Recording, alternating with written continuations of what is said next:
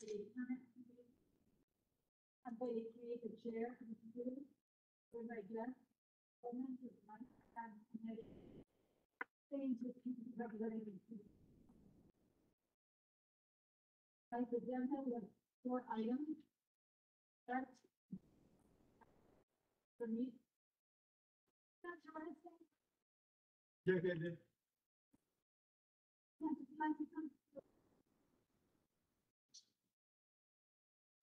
Can you hear me? We can hear you, but Betty is extremely faint.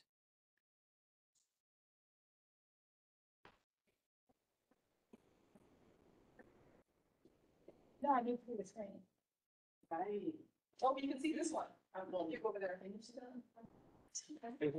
It's up to you. For everyone.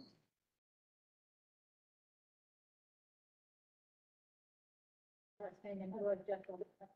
Okay. Like to, Yes, good afternoon, everyone. My name is Bamichi Jegede. I'm from Aurora Tourism Services LLC. We are a sightseeing company here in New York City, and we've been in operation for quite about 7 years. We applied for sightseeing bus stops. Been on it since 2019. We got our biggest success late last year to early this year. We were considered for an initial 10 stops to be able to do what is known as up on, up off sightseeing in New York. And, these were our initial approval from the DOT. They surveyed and chose this 10 location that they were ready if the respective community boards would approve. So this particular location is the 10th location for our operation, because the up on, up off business, like we see some of the buses are like a web. You have to take someone from one location and be able to drop them off legitimately at certain location. It's not a kind of direct transportation. You have to drop them off where the tourists desire to be dropped off. We can't have all of these stops at the beginning, we understand. So it took us from 2019 to now to have those initial 10 approvals. The DOT has cleared us for 9. This is the last of the 10, and it's in around Battery Park. From these 10 stops was 36 Battery Place. That's right in front of the Jewish Heritage Museum. And it has been approved, I think, since January, that's early this year, alongside other stops. But the DOT reached out to us again and told us that that particular location was not going to be granted because of the Battery Park Resilience Program. So they relocated us to Battery Place and West Street, which is under your consideration at this would you like me to go through the slide information that I have from the DOT first? Okay, ma'am. Start with this slide. This is exactly what he's talking about. If you recall, this is the group that here a few months ago about the bus stop that was opposite 100 Broadway. Mm-hmm. This is for a second one, and as he said, because they're going to Midtown already. They're not all in our neighborhood. They did get, as they said, a position in front of the Jewish Heritage Museum in Barry Park City, and then the DOT moved them to this spot and said because of resiliency project. So we did not hear about the other one simply because it was already moved. Anyway, this is the picture that came from the DOT. This is on Battery Place, and it's pretty much opposite Washington Street. Go to the next slide. Tell you the basic information. That was from the DOT application and from observations that I made around Battery Place. I looked at it a lot. The DOT photo shows the existing bus stop. It's located on Battery Place, opposite Washington Street. The actual DOT application that gets permission says says Battery Place from West Street to State Street. So they don't give a specific location, only the picture gives a specific location. Pictured bus stop does not name any MTA bus routes, but it does list MTA. There are also signs for MTA drop-off only, no standing, charter buses, pickup and drop-off. So it's a very unusual sort of stop. And you'll get to see a picture of it. There are also 2 other bus stops for shuttle buses and buses along the south side of Battery Place between West Street, designated area between West Street and Battery and State Street, Broadway and the other side. And what's been requested for our tourism is asked for 4 stops, 7 days a week operation, correct? Yes, ma'am. And the times that they're on the application are 8 a.m., 12 p.m., 2 p.m., and 4 p.m. As he's already told you, people can be getting on or off the bus because people can drop out toward the local area and get on a later bus if they choose. But they're still only 4 stops. Next slide. You said it was an unusual style. Well, the other one was, for instance, opposite 100 Broadway. This is a stretch of road. Oh, okay, yes. That's unusual. In fact, there are 3 bus stops, you'll see a picture. No, I walk over there. Turn to the next one, and that's this is the picture of this particular location. It's in the photo of the DOT. As you can see, there are no routes listed, there are no particular tour or shuttle buses listed. Really a different kind of stop for that reason.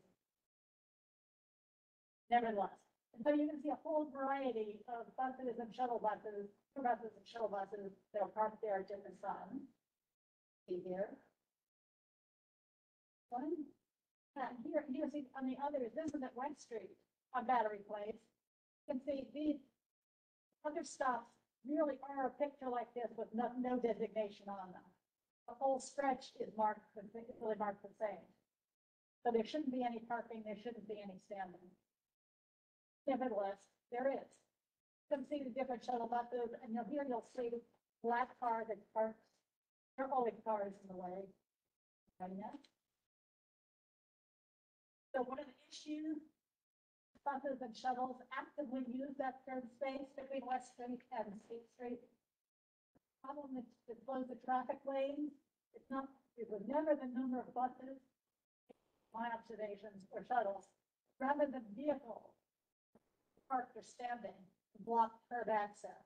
So the shuttles and buses can't get to the curb all the way and stay in the moving lane.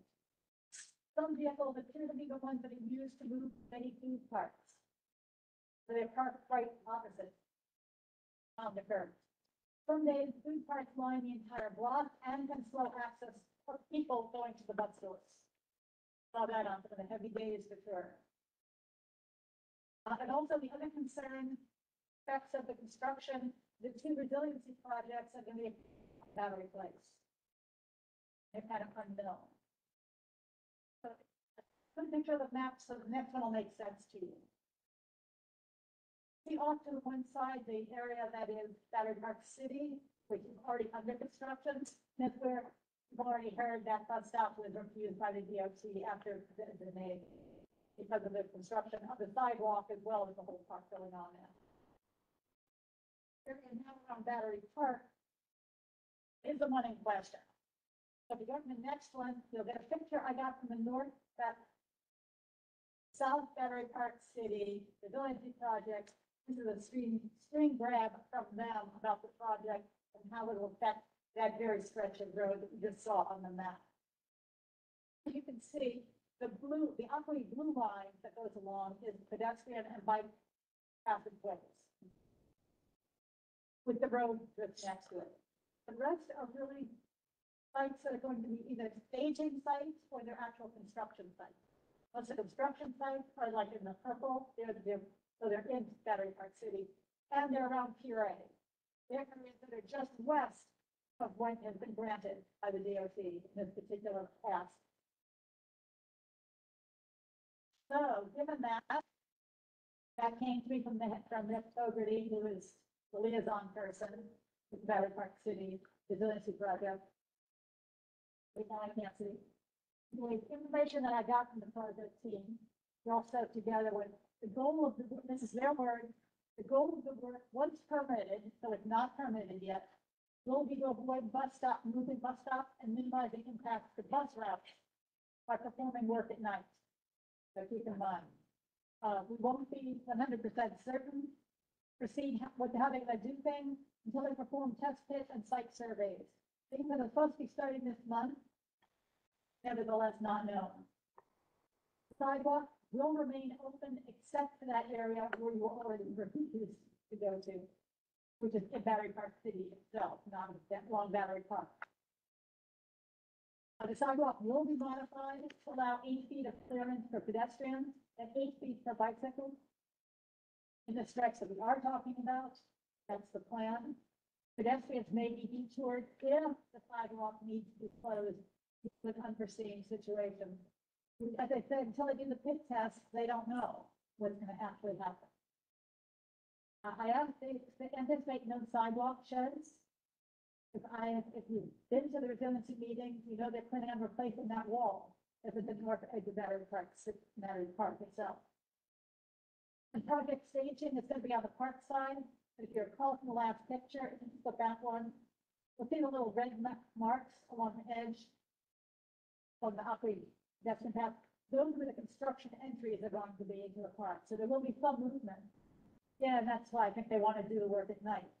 So those types of vehicles will be moving more at nighttime into those. Go forward. That's about it. But do you have anything about the plan? Thank you for this. That's about it. I just want to add that we've been on this since 2019. We were considered for this set of bus stops, so we could be able to do the up. And this is the last part. When they actually offered us clearance for it, when we thought we were going to be approved for it early this year, we have set up all the machinery to start the open up business. But we couldn't go further because we had to complete what we call a minimum work for the open up. Because most tourists that come have certain places, basic places they want to see.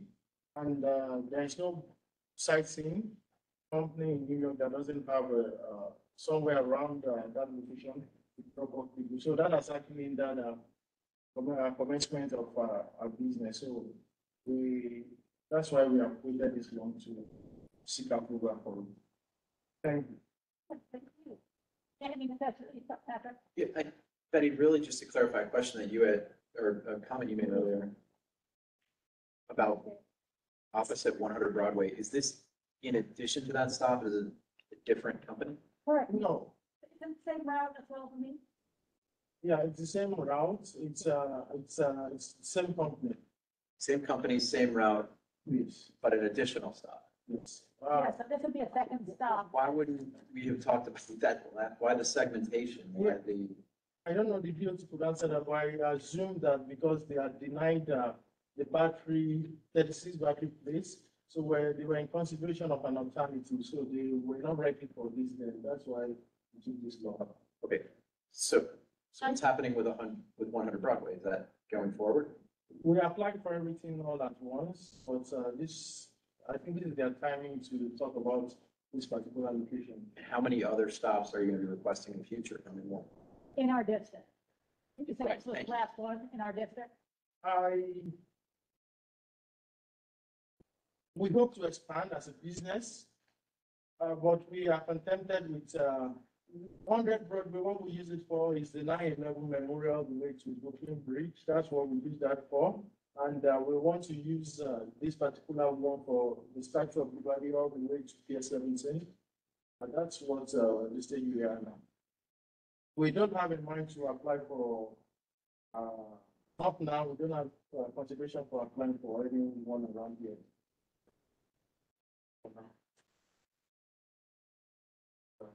Are these the like double decker type buses? Yes, sir.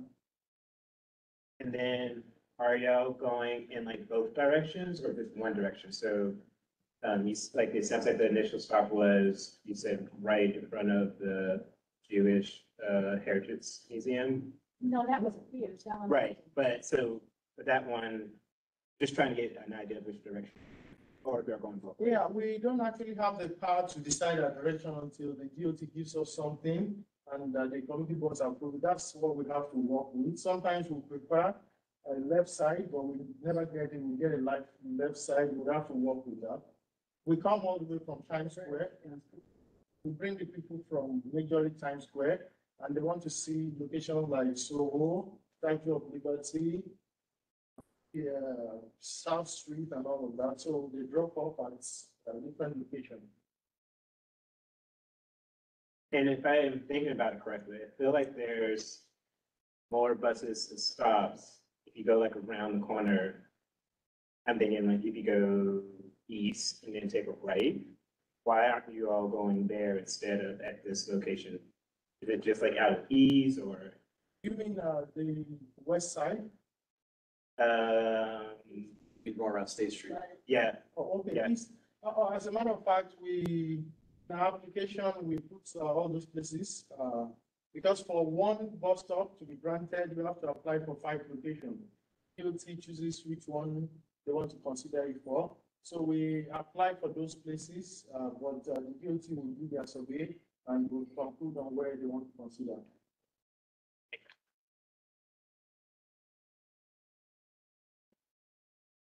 Just real quick, to refresh my memory, you won't be doing ticketing in this area, right? So the ticketing happens in Midtown, right? We sell online and we sell mostly in Times Square, Mm-hmm. and we go around this location. We don't have agents in all the locations of our bus stops. So if you're downtown and you wanted to avail yourself of that service, you would be directed online to buy your ticket? Or do you have a person at each stop who is, We like online business because that's where the world is going. But we have representative in respective bus stops to take care of the passenger, to direct them for safety and all of that. So if they want to purchase tickets, we would purchase as well. Questions online there? Tammy doing that.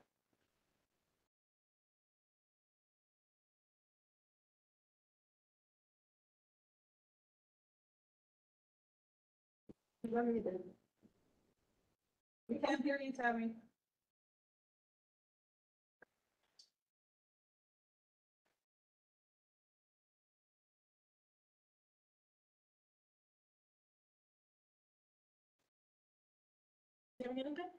Can you hear me now? Yes. Can you hear me now? Yes. Perfect. Can you go back, not this slide, but the slide that shows where the anticipated bus stop would be?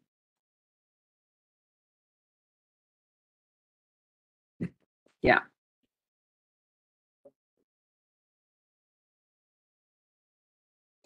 And thank you. That is perfect. Because that area definitely will be under construction with the narrowing of the sidewalk. My question is, how do you do ticket sales? Are there any third-party sellers? We have third-party sellers online. We sell on Viator, TripAdvisor, and other ticket selling platform online. Do you allow ticket sellers in person? Yeah, we have ticket sellers, a number of ticket sellers in Times Square. Like I mentioned, we have a representative in all of our bus stop location to conduct business, to ensure that people get on and off the bus safely. And somebody for whatever reason doesn't have a ticket and won't get on a bus, we would like them to sell to them. You mean just one person at a stop? Yes. Have you done it? So, Yes. yeah, so it sounds like a very different system than Liberty Cruises is doing. Betty, you're assuming it's an expediter, and then is there, if I am a consumer and I come out of the subway at Bowling Green, can I buy a ticket from someone standing in the park to be able to get on the bus at this location? We don't, we don't sell in part. We understand, that, we do not have to sell in the park, and we don't sell in the park.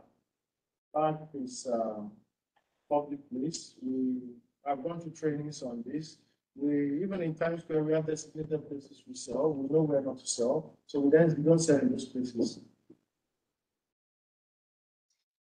But you do sell on the street. And I mean, my concern, and you're giving me all the answers. We understand that it's a sensitive site. That's nice. I know you will absolutely have people standing on the street by the bus stop. You've confirmed that. But you've also confirmed that you sell on the street in Times Square in approved locations. There are no approved locations to sell on the street downtown. And that is a concern that I have, because if you have no approved locations, you will still be selling tickets, at least from the gentleman who's standing there, helping passengers get on and off the bus, correct? We are not creating a marketplace to sell. We don't intend to do that. We have a model. Will be the third site symbol that is in operation in New York currently. We would have been the fourth, but one of them went out of business, so we'll be the third to be in business. And they are precedents for those sightseeing company. Like we have Big Boss, we like to model ourselves after Big Boss. In South, in this location, they have people who help their customer to the buses. 1 or 2 person at a time who help, and they sell as well. So we want to adopt that, but we're not looking at creating a marketplace in this location. So you have 1 or 2 people who help sell as they help get on the bus. Their duty is not to sell. It's to, like we have in other bus stops, is to ensure safety, that people get on and off the bus safely. But they have a machine to verify, validate tickets. So if someone comes and wants to buy, they would sell to them. I mean, if that's agreeable, but we are not going to put agents that would run after people in the park. That's one of. I think that's like a concern, is the people pushing tickets and this, like, barking. So to speak, is this, will they sell like with the little credit card thing? Electronic? No, we use a standard machine configured for us by Clover. Clover machine, that's what we use. They carry the identity of a company and the person who has it. And we are not looking to hustle. Like I mentioned, Big Boss has a bus stop close to this location. There are other companies. We have representatives there, but they are not, they don't have many people who hustle as a customer or sell in the park. We are not intending or planning to sell in the park. We have a market from Times Square, and even Times Square, we have a designated area that we sell, and we follow those rules. And we want to even sell mostly online, purely online in the future. Right. If possible, we are moving towards there. That's why we have marketplaces that will sell online, like the ones I mentioned earlier. So I'm almost done, Betty. I swear this is my last question on this. Do you have an alternate opportunity from DOT that they have offered if we say that we believe, if we came down and said by resolution that we believe that Battery and Washington Street is not a good place due to the construction and the already you have construction that is coming, you have food vendors that are there, there's already a crowded bus stop. It's at a pinch point for a lot of traffic because it's the bottom of the West Side Highway access that's right there. And you are selling on the street versus being only sold at a kiosk, for example, or at a station. Does DOT have a plan B or C for this operator? Hi, Tammy. This is Kate. Right now, I'm not aware of an alternate location from our bus stop management team following the resolution. We would likely go back to see what our other options, but at this time, I'm not aware of. And like I said, from the Battery Park City resiliency team, they have said they do not, they expect the sidewalk to be open, and they have not filed anything with the DOT at this time. So it's not a surprise that DOT is not still aware of what's happening on Battery Place, other than the area that he's, which they did in part. Kate, I'd love to maybe schedule a time to have a discussion. Thank you for letting us know that with the bus division and EDC and Community Board 1, because the ideal goal would be to get a place that people like this can actually sell tickets and not have hawkers on the street. Because I do not believe that the quality of life would be enhanced from anybody standing and helping people get sales and to buses in that location. Because what you're not seeing in that particular intersection are usually 5 to 6 ticket hawkers that stand on each corner trying to capture people. So I think this might add to the problems that we have at that location. That's just my opinion. And thank you. Yeah, this is a bus operation. This is, I probably understand where she may be coming from. This is not a boat operation. Buses are not sold in Times Square, in Battery Park. Boats are sold in Battery Park from those people you are concerned with. We are selling buses. Big bus are separated from this location. This sightseeing are separated from this location. We are not haggling or running after customers. Most of our customers buy online, and it is just for us. And another addition I'll put into this is that we are not seeking this bus stop as a selling point. We want to seek this bus stop as a drop-off, pick-up location. That's a major interest. We have people who take from Times Square, come from England, Russia, everywhere, anywhere. They want to see the Statue of Liberty. They want to hop on, like they would do in other locations. So our agenda is to be able to drop off people at this location, not to sell tickets. And to the extent that you will be selling tickets, it's just that if someone shows up and asks for it, you're not going to say. Yeah, that's right. Yes, like the other companies, preferably, I would like to refer to because like what they do. They've been there. I know them for years. The maximum people they have there, we see them 2 in Bhutan big color. They don't run after anybody. If they're a group of 7 and 2 people don't have tickets or they want to charge somebody who do, these people are there to attend to them and sell tickets to them. It's not that they create a kiosk for advertising sales of tickets, and that's not what we're doing. Sometimes they don't, they're more of a trained conductor does. They're willing to check tickets, tell people on and off. Yes. And is a call to buy a ticket because somebody, and then they're requested to do that. They would be able to do that. That's where.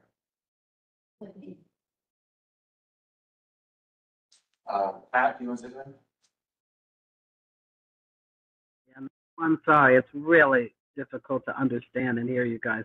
But I didn't understand, a couple of years ago, didn't we have issues with people selling tickets on the street? We had fist fights between people selling tickets, and we had counterfeit tickets being sold. I don't understand, and correct me if I'm wrong, why tickets are not only sold on the bus and not on the sidewalk. They're not sold on the sidewalk in this particular request, and you're talking about Liberty Cruises, and that still is an issue. That they're not sold on the sidewalk? No, we are not selling tickets on the sidewalk. But I thought I heard you say if somebody comes up that most of the tickets are bought online, but if someone shows up and they want a ticket, you'll sell them a ticket. Isn't that what I heard? Yeah, what I said is like, when you go to the airport, you want to board the tickets and you want to upgrade your seat, for instance, from whatever to whatever, or you had somebody who you didn't plan with joining you on the ticket, you're not going to say, oh, all of you go away, we can't sell to this one person. That's what those people are there for. That's why I refer to the example of Big Boss. We are not creating a marketplace. We are not selling boats. We are selling bus, side-up decker buses, not Liberty Cruises. So that's probably what is creating the confusion. We are selling buses. If you've had problem in the past, I'm not sure, but I would assume you've had it from boat sellers who compete with the not bus ticket sellers. Oh, a ticket I'm not sure. on the bus, yes or no? Ma'am? Could you repeat that, Pat? I'm sorry, just a yes or no answer, because I can't understand. Are tickets being sold on the bus? In general, no. Okay. And so that's my question. Why aren't they sold only on the bus, not on the sidewalk?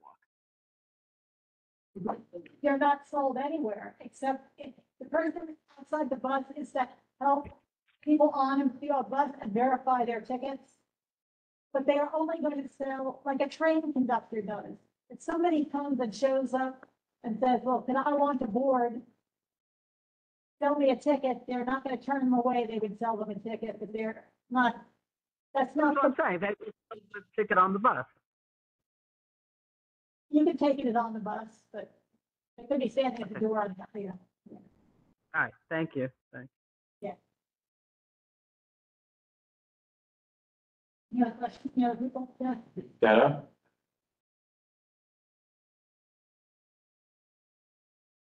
Data?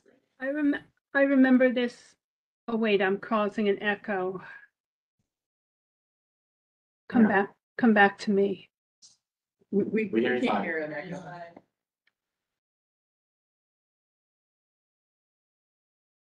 Because she's on twice. Yeah.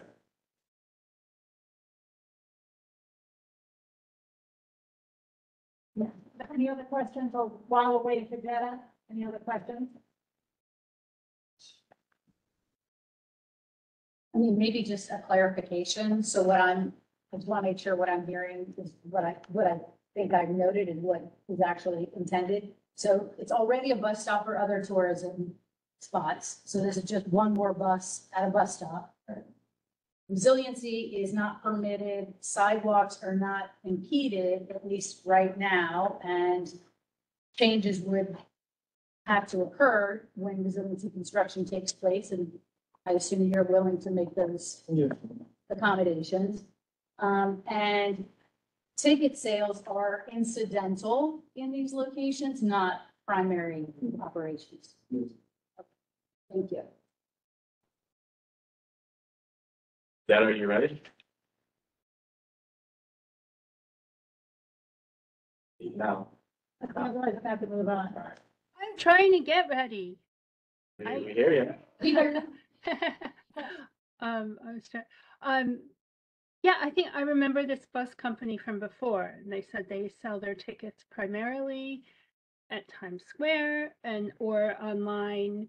And it sounds like they're gonna have one person, you know, helping people to get on the bus, and that if someone walks up and wants to get on the bus, they would be told, you know, how to go on the app and purchase it, or how to swipe their credit card right there.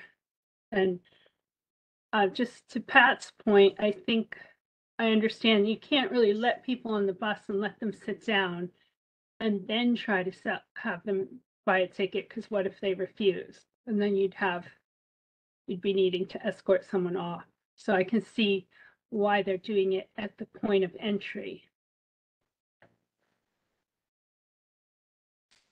Do you have any questions? So, and I think just because other people are hawking tickets when they shouldn't be, this company has assured us they won't be. So I don't want to assume that they're just going to join the rest and break the rules.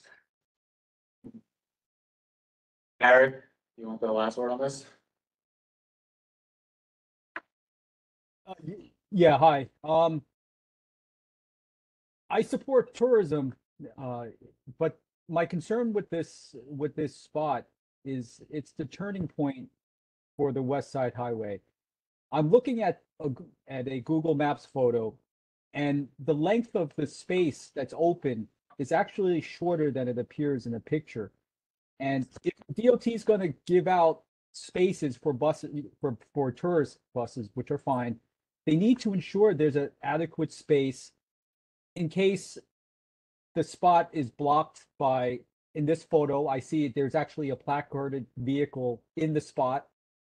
And because this is a key turning point, so there needs to be more space for vehicles in case the bus cannot fit into this designated space because of double parked, improperly parked vehicles. And this is such a key point where the vehicles are turning around. I don't think we should risk having any congestion at this point.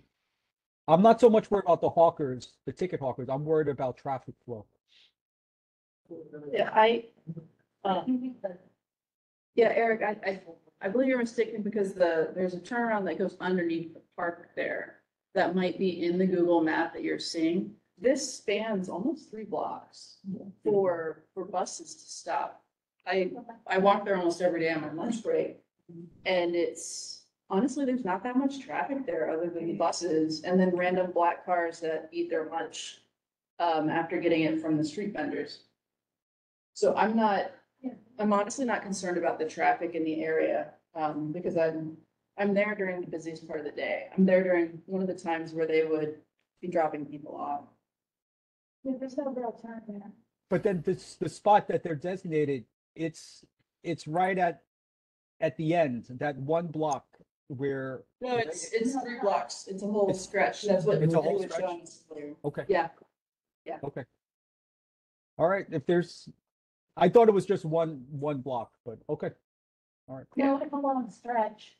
Which is why I commented, what I saw when I went over and over again to observe was if anyone was blocking the line of traffic, it was because there were enough illegally parked cars there that a bus could not get completely against the curb.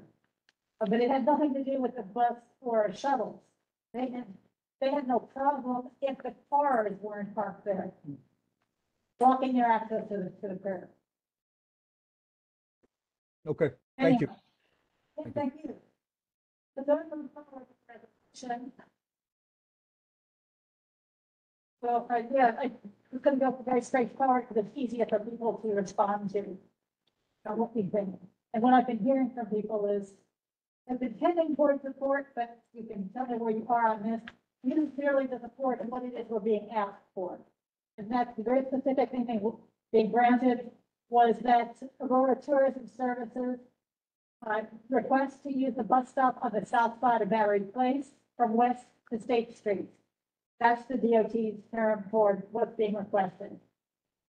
But also urges the DOT to evaluate the impact of the resiliency projects on Battery Place and consider repositioning the bus stops east of West Street if it's needed, so pedestrians, bicycles, and traffic movement are maintained and safe.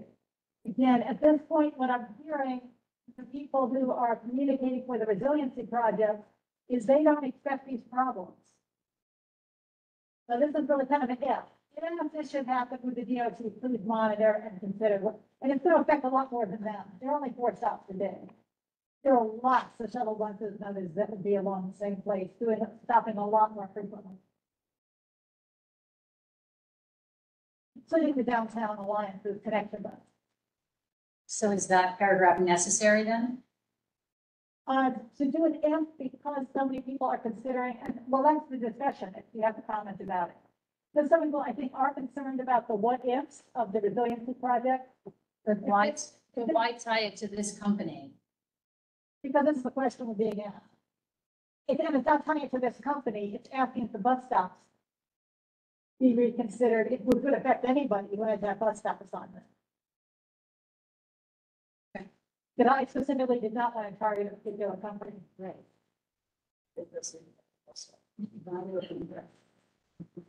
Patrick, you want to say something? Yeah, I have no problem specifically with this location. And if this were a one-off application, I don't think it would be that much of a problem. And I'm not as concerned about the ticket hawking issue. I think you've answered that sufficiently. And thanks for that. That's a good clarification.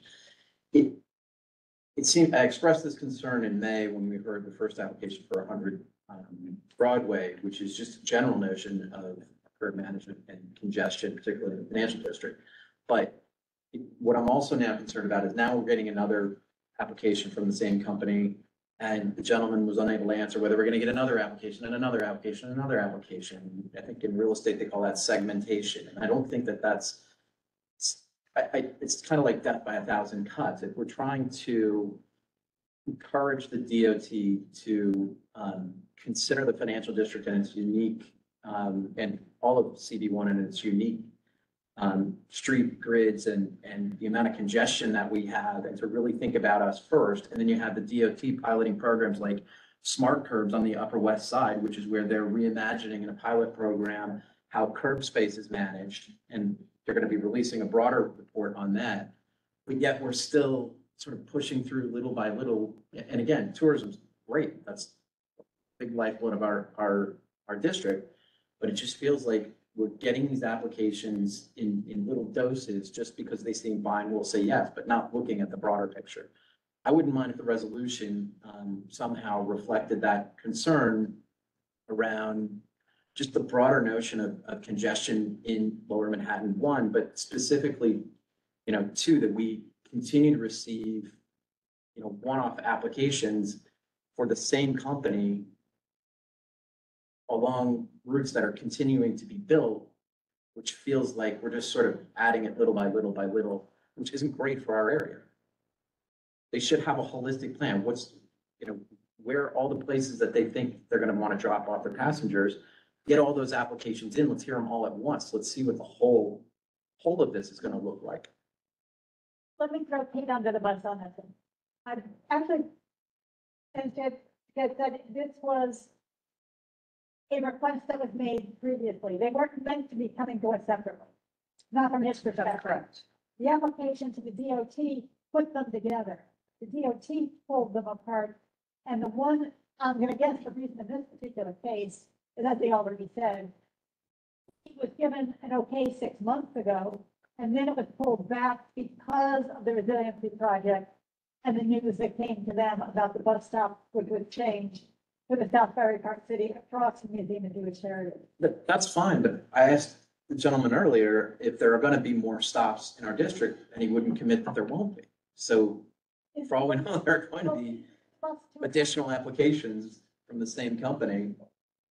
I'm not looking to apply to, sorry, I don't know if I mentioned. No, please.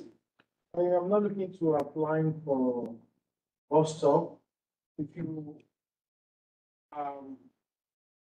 If you have one bus stop in around Barclay Park, if you have it, you don't need another one in the radius of whatever mile forever, as long as you have that.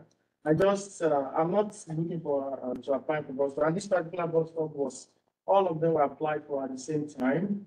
The DOT, for this reason I've stated, because of the project split it into two. It's not that I will get one bus stop today and apply, but that's not the system. This is all we are hoping to apply for in this in your district. The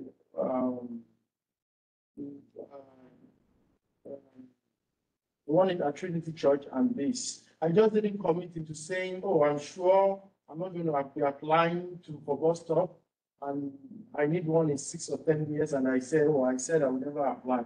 But I'm not looking for what we have now. There is no application that I'm considering around this place. If we have this location, and I have to tell you, I've mentioned to you as well that this location is desired by all sightseeing companies because there's an attraction that most tourism all come to look at there, the Statue of Liberty.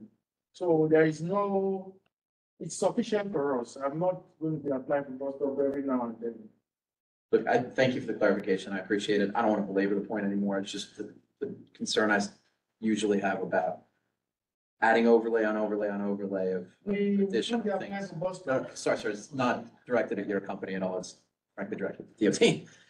That, you know, we continue to add these additional uses and we overlay additional uses within an already congested area when there is absolutely no plan that's been presented to the community despite having asked and presented DOT with opportunities and options for years now. And Well, I think given Tammy's comment before too, she also has concerns in general, not about this tour route in particular, about some issues they want that maybe we should put together about tour buses in our district to take to the DOT.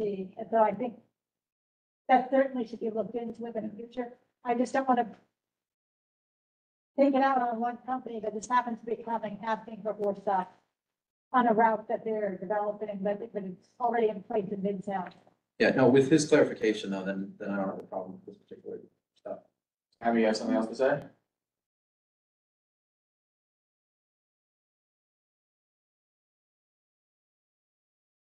I do, sorry. Can you explain a little bit more about the person who is what do you call that job title for the person who's on the sidewalk? And how are they compensated? Do they get extra compensation from additional sales? Or are they like a management employee? No, they are management employee. We have some of them. Well, we're going to start off this then already. They are paid salary weekly to ensure that people get on the bus. Sometimes it depends on the location. They have duties, the boss and the customers that have already purchased tickets. They are not out there to earn commission or to persuade people to buy tickets. I would just be lying if I say, oh, if somebody came with 10 people and 7 people already have tickets, I'll turn all of them back. That's the point of them being there. They will never sell. They will sell to those 3 people, and but they are not there to argue with people, or they are not incentivized in any way to bring more people to the bus. And I understand the committee's position about this because you are right here in Battery Park where there have been issues in the past. But like I said, we are a sightseeing bus companies. If you check your record very well, I'm not an advocate for all the bus companies, but you probably have had less problem with sightseeing bus companies than both companies. Both companies are people who compete for customers there. Most of our customers are from hotels. They have reserved. We have decks in hotels. They sell for us. We sell online.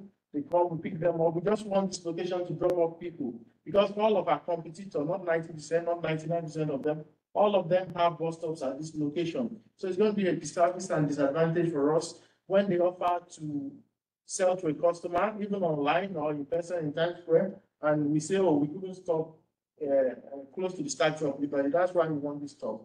It's not as a sales point. Thank you. Yeah, you want to go ahead?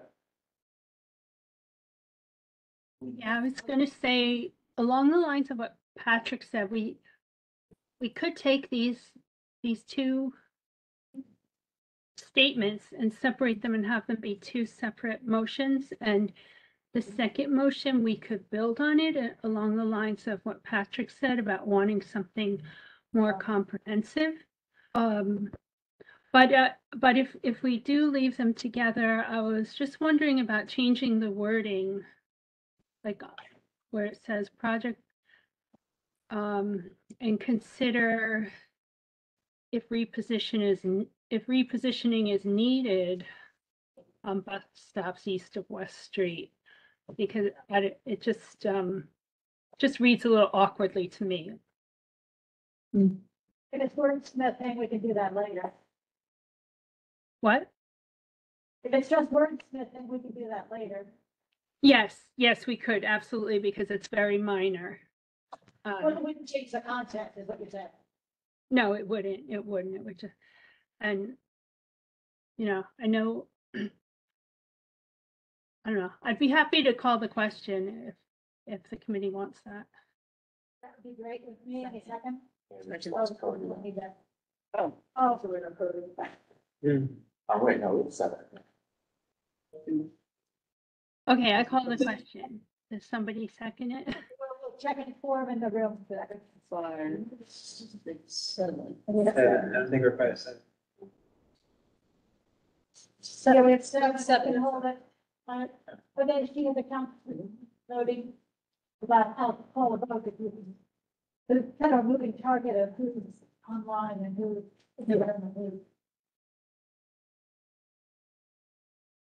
Wait, no,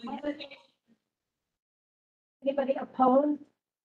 This will be taken an affirmation vote. You're assumed a yes unless you vote one of the other options. Anybody opposed? Danny, I'm not gonna vote in committee. I'll vote at full board, even though I'm online. Thanks for clarifying that, Danny. So there are 2 online then, that you vote. Okay. So, for those 4, is there anybody who's an abstention? Thompson abstains. Right? Are there any recusals? Like that? Then I'm assuming everyone else is a yes, and thank you for passing the resolution. Tony, did you want to vote since we're Yes. done, but, Sorry, I didn't know. Sorry. so if he's a yes, I need to add that to the yes. Yes. Thank you very much, and thank you for presenting. Look forward to good luck with your business. Thank you. thank you. Let's talk up all our businesses for your tour, but, you know.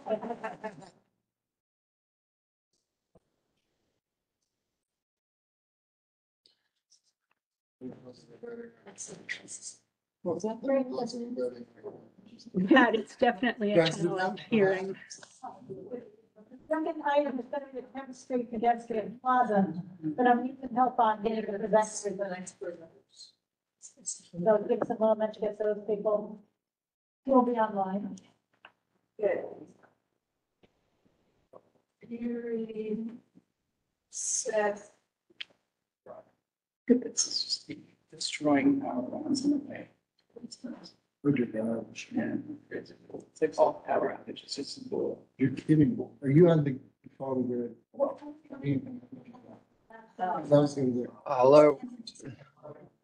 Okay, so Seth, I just looked for a panelist along with Michael and Darren. Is there anyone else with you?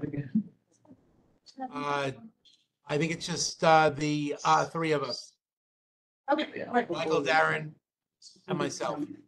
Okay. Okay, great. Yeah. Thank you, ladies and gentlemen, for being here, and we're excited to share this project with you.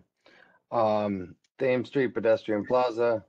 A proposal is before the New York City Department of Transportation to transform Thames Street between Broadway and Trinity Place into a pedestrian plaza between 111 and 115 Broadway. Trinity Center LLC is seeking approval through the DOT Plaza program to close Thames Street to vehicular traffic between Trinity Place and Broadway to facilitate the development of a pedestrian area. This application does not involve demapping Thames Street. Thames Street is only 30 feet wide, and the slope is between the lengths of the building from Broadway down to Trinity Place. It's a full story. The plan is to resurface the concrete, to repair the granite curbs, infill the asphalt with pavement and historic granite stone, raised to the street level and raised to the level of the sidewalk. Sam Schwartz has conducted a traffic analysis and found a very low volume of vehicular traffic down Thames Street. And the owners at 111 and 115 Broadway will be responsible for the day-to-day maintenance, programming, and coordination with agencies, officials, and local stakeholders. 111 and 115 Broadway are both landmark buildings, and in November 2017, Community Board 1 adopted a resolution recommending approval for facade modifications to each building, conditional upon the reduction in number of lights and blade signs, which has now been completed.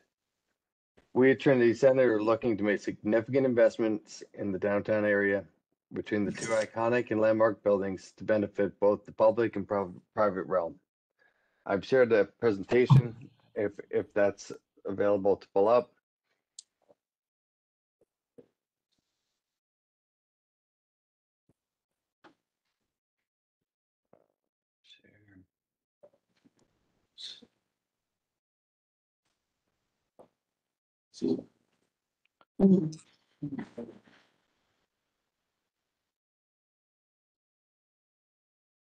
We've worked with the New York, the PD and the DOT, the revocable consent, and worked this out. The gates, since the last time we presented, it was raptor bollards, which they found to be menacing and not to be fitting with the historic building.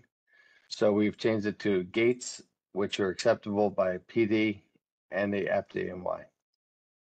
The granite bollard is due to infrastructure below it, and PD has accepted this as an option, alternative to the standard bollards, K-rated bollards.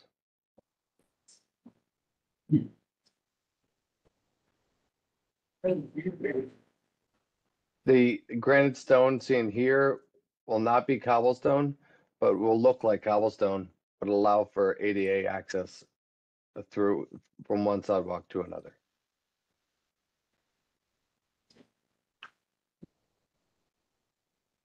Thank you, and I'll open it up for questioning. Well, yeah, no, if you could clarify that, when I looked at it, it looks very much like the sidewalks are a higher height than what would have been the roadbed area.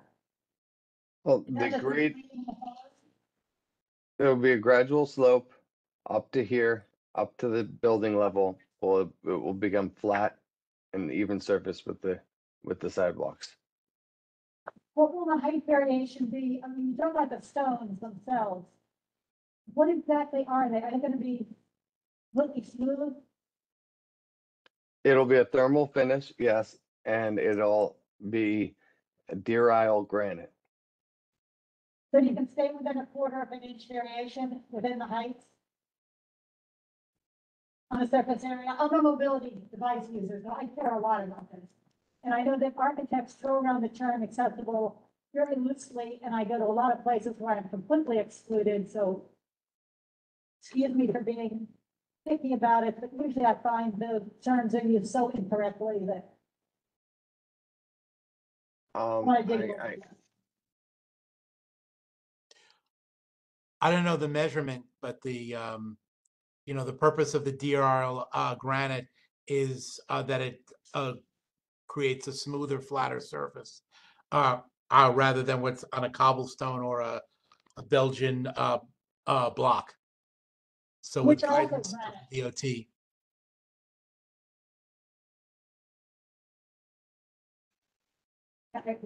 Yeah. Good. I have one quick question. If you could just clarify again about the gates versus the bollards? Thank you. I see those as a little more forbidding than bollards. I mean, it's like stay out. It's just that kind of. Yeah, well, the Department of Building revocable consent preferred the gates to the bollards, to the raptor bollards, for aesthetic and for other purposes. We also reviewed Matador bollards and a full bollard analysis. The only two that could work in this shallow area were the raptors, which are mostly used for loading docks, and the gates. And this is also to allow for emergency vehicles, which is required by PD and the FD. And as well as the operation of the building prior to 10 a.m. Yeah, I would point out the emergency vehicle access was one of the issues in the past. Okay. That is an important issue. Yeah. And I did pull up the specifications, and it's going to be a 2-inch thick granite slab, thermal finish with anti-slip properties. The level at the top and the bottom, fabricate the slabs into roughly the same size as cobblestone, 5x9, 6x12, etc. To keep the overall aesthetic, mortar joints would be 1/2 inch per original detail, and no change to project specifications. 1/2 inch, That would be the mortar joints will be 1/2 inch. 1/2 inch wide. Okay, but as far as the height between the mortar and the top, the most highest point of. That will be flush. Flush. Did you say flush? Yes. Will you allow bicycles to pass through in this pedestrian space? I see why not. I don't see any reason why not. It's subject to DOT's pedestrian plaza rules. So, sure. Kate, do you know the answer to that? I have to check. I'm not certain and I don't want to give incorrect information. Okay, yeah, I'm just concerned it'll be a thoroughfare for deliveries, like how bicycle paths are becoming right now. And with the gate, that means that people will become a bottleneck in that space around the gate. Sidewalk. Yeah, that's what those are called, sidewalks. I'm quite concerned about the level then, because being it's some kind of a mobility device, I thought it might be stranded now on the sidewalk, thinking I can't. Well, PD only gave us a maximum of 4 feet. Therefore, because they do not want a vehicle to drive down in between that. So that is, but they also want to allow for ADA, accessibility. So that we, under those parameters, that is the basis of the design. Sure. So among and I'm remembering this application from years ago and again years ago, but remind me, the uses that'll be permitted in that corridor, will it be effectively Stone Street? In other words, will it be, restaurants? No, bars, it's not tables? Stone Street. No, it's not Stone Street. Because Stone Street is not under the pedestrian plaza program as modified. Okay, so what are the planned uses then? Few chairs or what?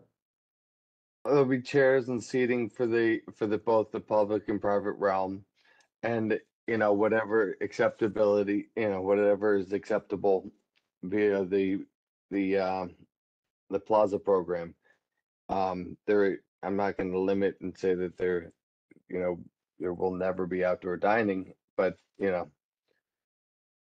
this is the majority of this will be for the people in the area to sit down, have a cup of coffee. Like coffee. I assume that if they bring their own coffee.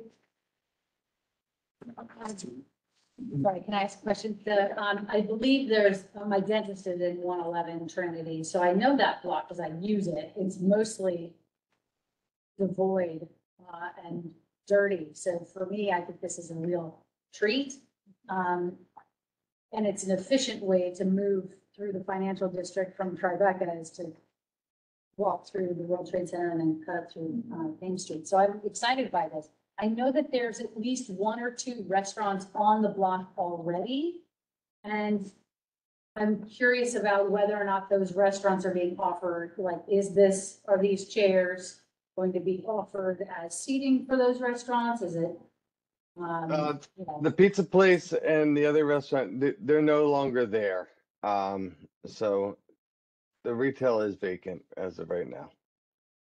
Next meeting, okay. And so is there a plan to anchor this pedestrian plaza with a restaurant tenant that can help with maintenance and those kinds of things? Is there a plan for that? I mean, that would be great. To have a restaurant to utilize this as opposed to one of those huts that you see on the side of the street. but we have not signed any leases or anything of that nature. Just wanted to clarify, and I know that the board is certainly aware of this. The new outdoor dining law, of course, bans sheds, allows for seasonal outdoor dining. DOT is the regulatory agency, and even though outdoor dining is permitted in pedestrian plazas on application, we're still dealing with the physical constraints of a street here. So the outdoor dining would need, any seasonal outdoor dining would need to comply with the guidelines. Among them is minimum 8 feet clearance. So that is subject to application and review by the DOT. Thank you. Input, of course.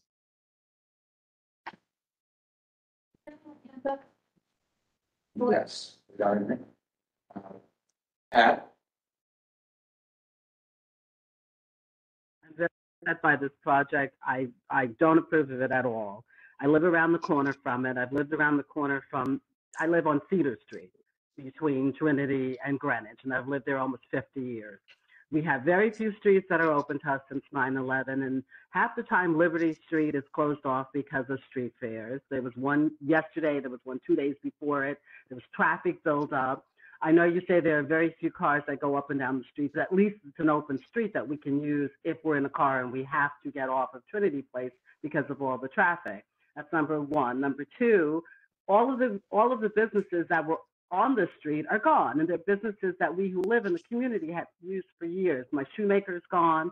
I'm not sure what happened, but I find it really interesting that most of those businesses all went out at the same time, which leads me to believe that somehow the owners of the buildings either raised the rents too high for them to continue to stay there or wanted them gone while they reconfigured the street. We have Zuccotti Park a block away. So why do we need a plaza for people to sit down when they have Zuccotti Park a block away, where a lot of people have gone for years to sit down and have their lunch outside? So I am completely opposed to this project. It's quiet. Nothing to be said. COVID did affect the tenants in the building, and unfortunately, they moved on. They were not penalized for that. So high he had to leave. The shoemaker moved his location down the street to Hanover. Down the street. Yeah, no, he's not really in Hanover. He's across the street from the ferry.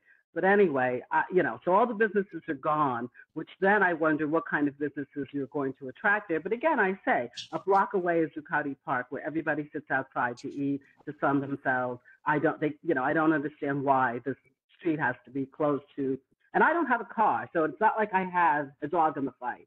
But when we have traffic jams on Trinity Street, people can at least get off of Trinity through the street, access through the street going east to get onto Broadway to curve around. But with another street closed, the cars just sit there honking their horns. Pat, yeah, I wanted to clarify. We don't need any more streets closed.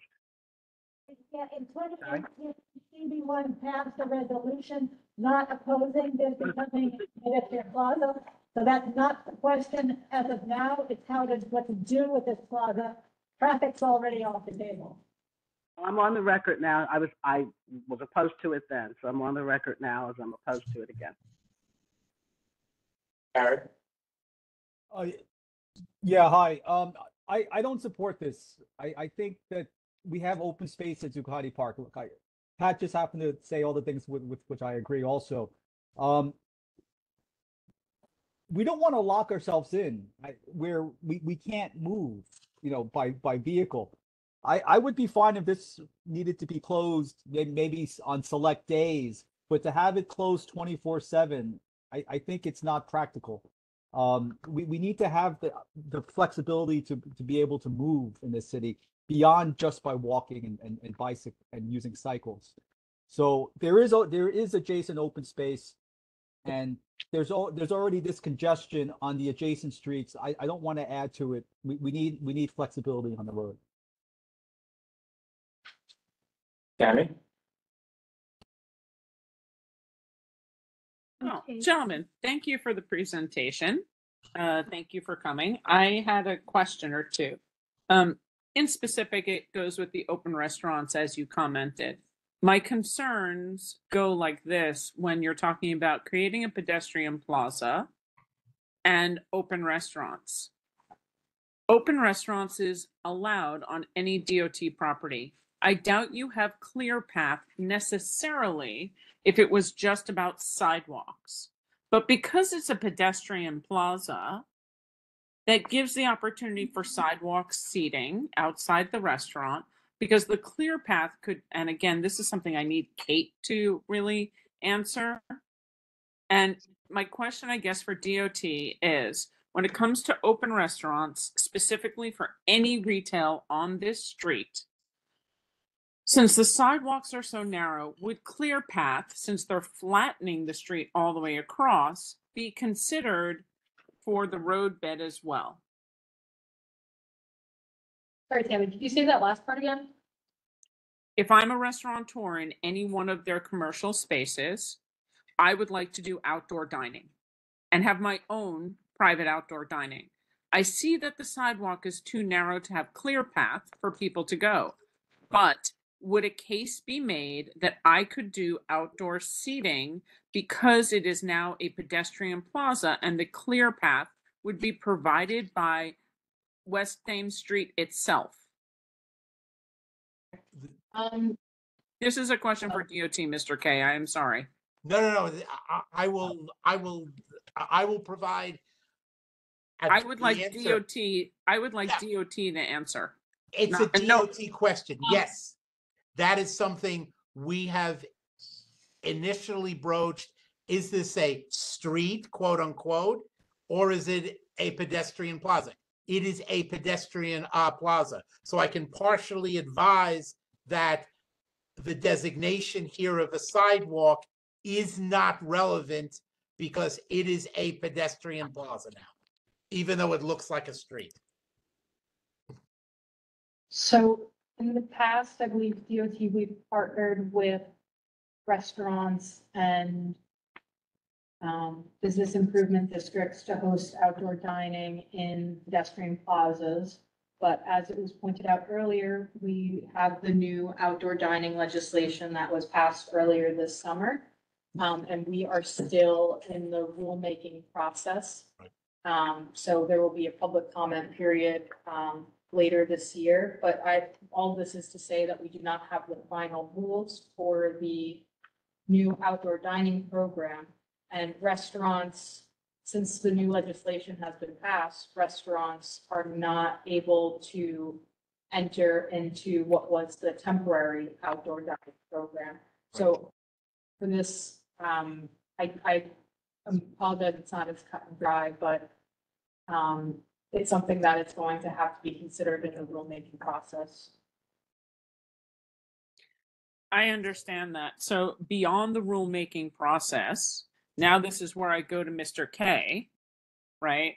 I am looking and saying, from my perspective, the privatization of this street for your private purposes should not overwhelm a public benefit.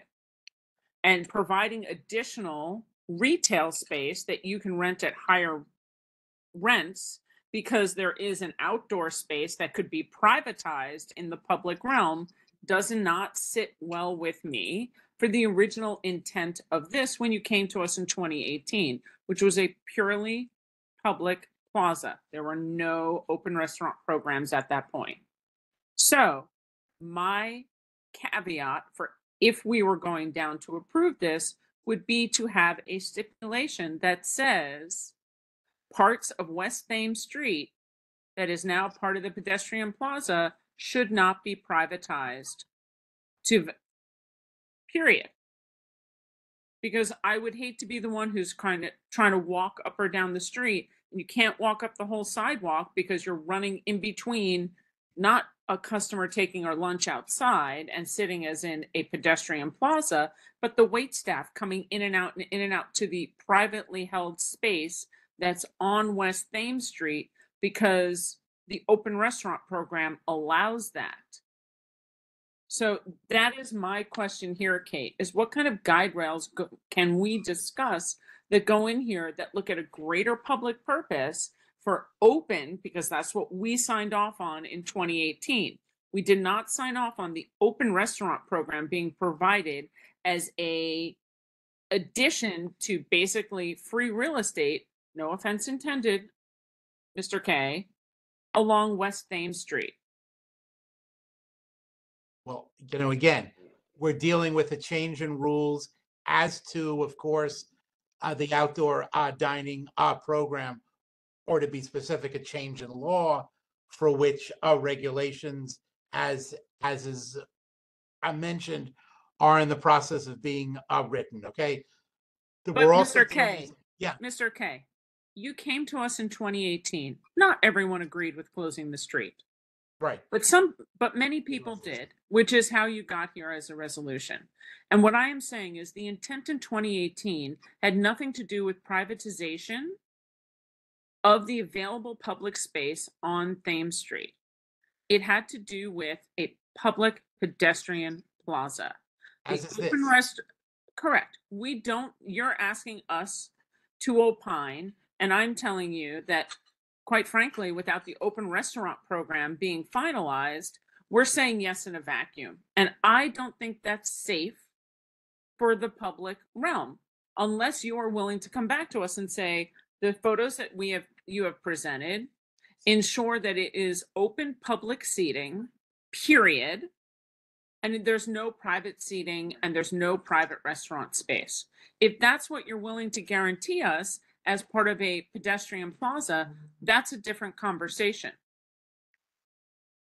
Because we're creating a Pops, but Pops don't, open restaurants don't go necessarily in Pops.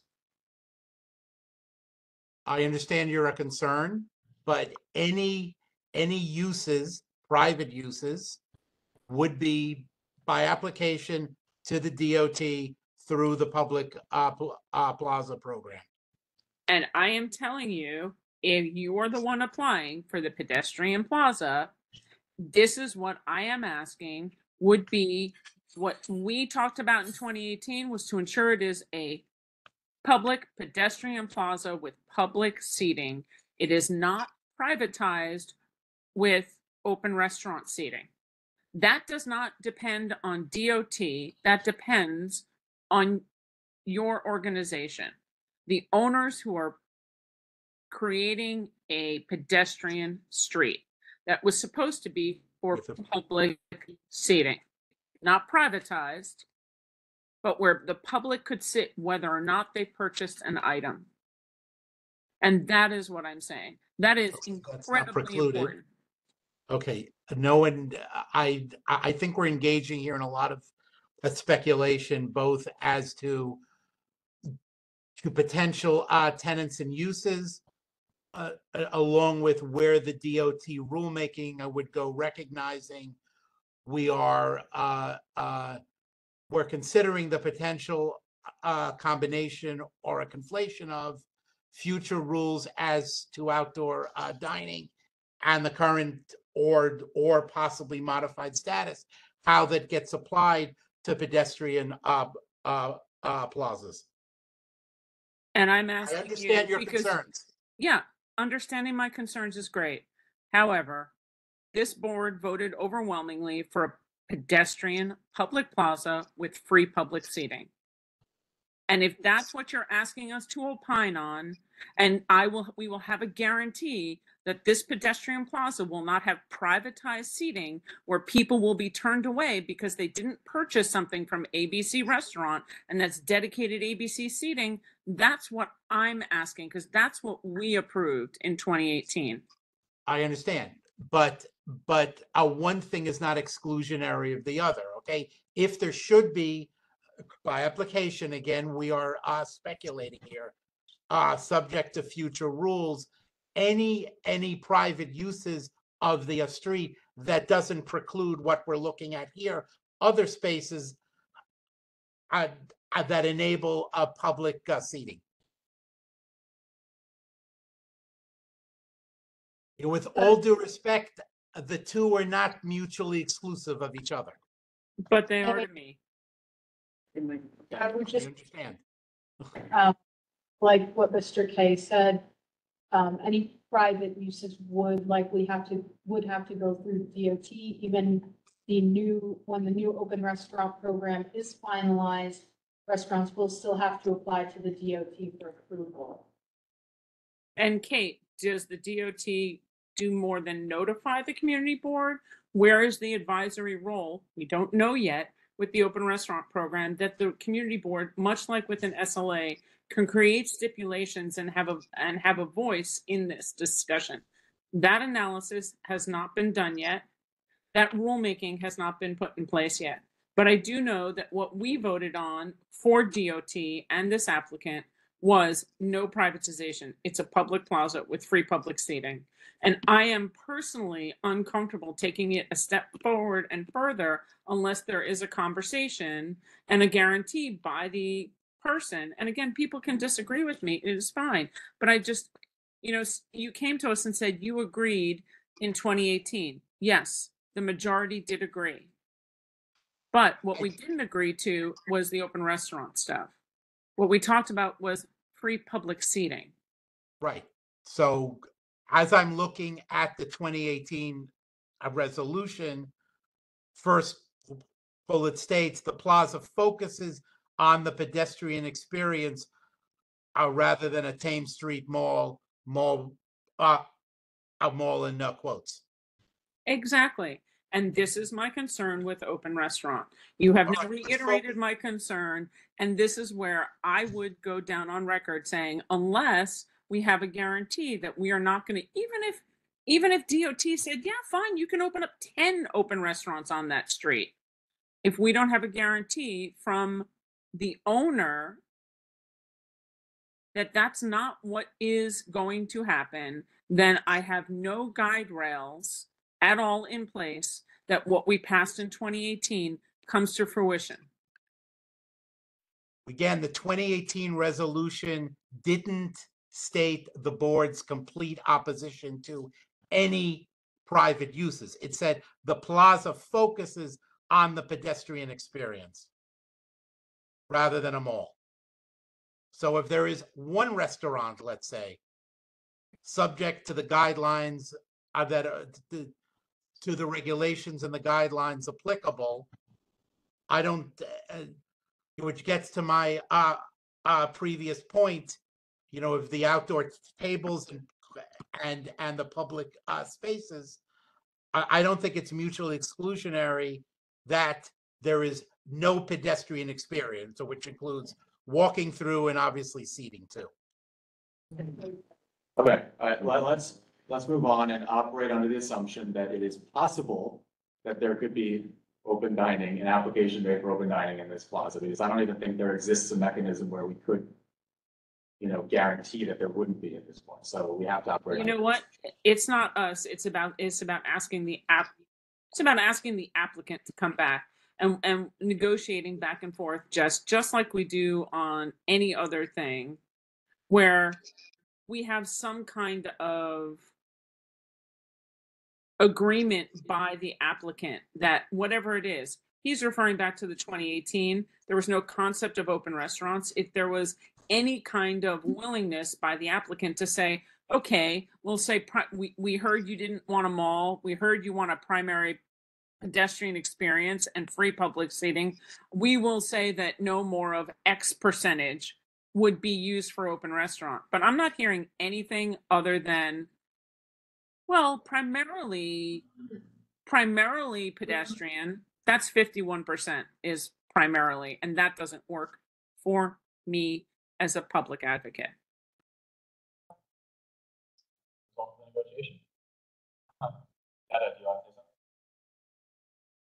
Did I just hear my name called? Yes. Okay, so I had a question or two, and then I want to say something. But as I understand it, this will not be a privately owned public space. This is a DOT-owned space. So the owner of it will still be the DOT, and that you as the applicant are like the team that is facilitating the transition. is it- so that, and it's the DOT who will have the say over the future uses or some of the future uses. Stays a mapped streets. Stays in map street, right? So, I mean, yeah, because, so you're just the applicant team who's helping to transition this to a plaza. But Detta asked the question, who makes the decision on what's in there? I think DOT makes that DOT. decision. People apply to the DOT to make that decision of what's in there. From what I understand. I mean, I think that right now it's a very underutilized, dirty, ugly street that pedestrians can hardly use because of narrow sidewalks. So I think this would be a huge improvement. My main concern was just that gate, because there's a similar gate at the pedestrian area at 34th Street on Broadway. And I understand you said there was some opposition to bollards, but if you could have bollards spaced, and if the NYPD says they have to be 4 feet apart, but then you would have lots of openings. Right now, you have only those 2 openings on either side of that big sort of cattle gate. So, yeah, I mean, that doesn't work well in Herald Square. It creates a big bottleneck. Anyway, but I would still say, even with that, I still would want this pedestrian plaza. I think, and the gates, the reason we would love to put bollards there, but the PD and FD wanted emergency access down the street. Oh, gotcha. So they want the gate that they can open for their vehicles. Just to clarify, the gates, while they're bronzed and they have a little decoration, am I correct, Mike, that these are functionally the same gates that are across the street by the World Trade Center site on the other side of Trinity Correct. Place? Correct. They're just cladded. They're the same rating and same as Liberty. I mean, it could be the prettiest thing ever. It would still create a bottleneck. But if that's beyond your control, because that's NYPD and FDNY, I wouldn't want to throw a project out over something like that. Thad, did you still have something to say? Yeah, the other thing is, I encourage all of you to really think about this, because those of us, again, who live down here have to deal with this as a closed street. And that I know you don't use it, but I walk up and down it all the time, and I think it's fine the way it is. But if it is going to be closed and there are going to be restaurants there, where and how are they going to get deliveries? Where are their trucks going to go? How are they going to have access to the street if it's full of chairs and tables? In that hypothetical scenario, the gates are operable. The gate that swings open, similar to before 10 a.m. Who operates the gates, though? On Liberty Street, we can't access Liberty Street because the police control the gates. So who will control the gates for delivery trucks on 10th Street? So the building ownership will operate and maintain it, and the fire department has requested the keys to their specification in a lockbox attached to the building. So the fire department has to pull up there, get out, unlock the gate, go through, and lock the gate behind them. I believe it automatically locks behind them. All right. Anyway, all right. They still didn't really tell me how they're going to get deliveries, but okay, thanks.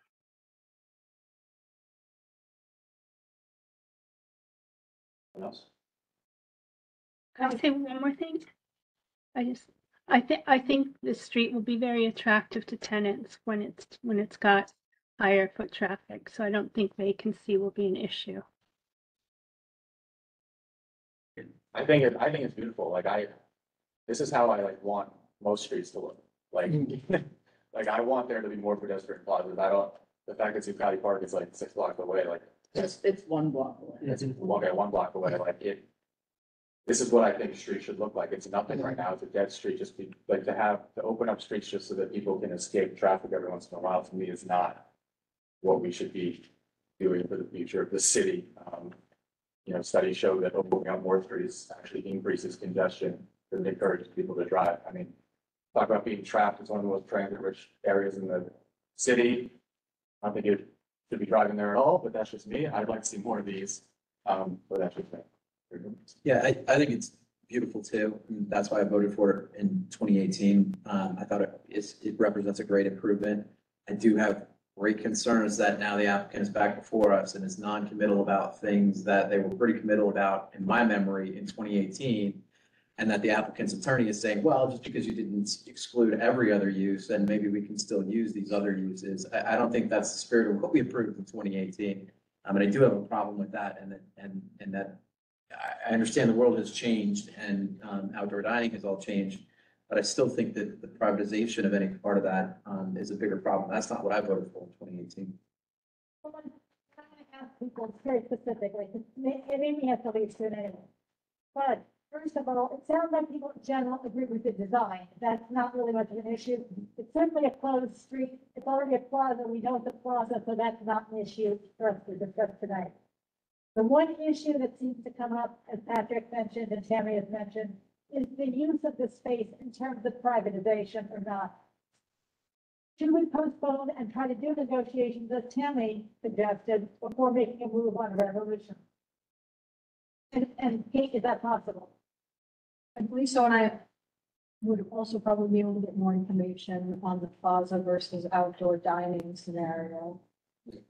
So do people agree that we kind of put this off, get more information about the open dining program, those uses, and then do some negotiations to better sense? And I want to add to that mix, before Mimi leaves, we're both on the public bathroom working group.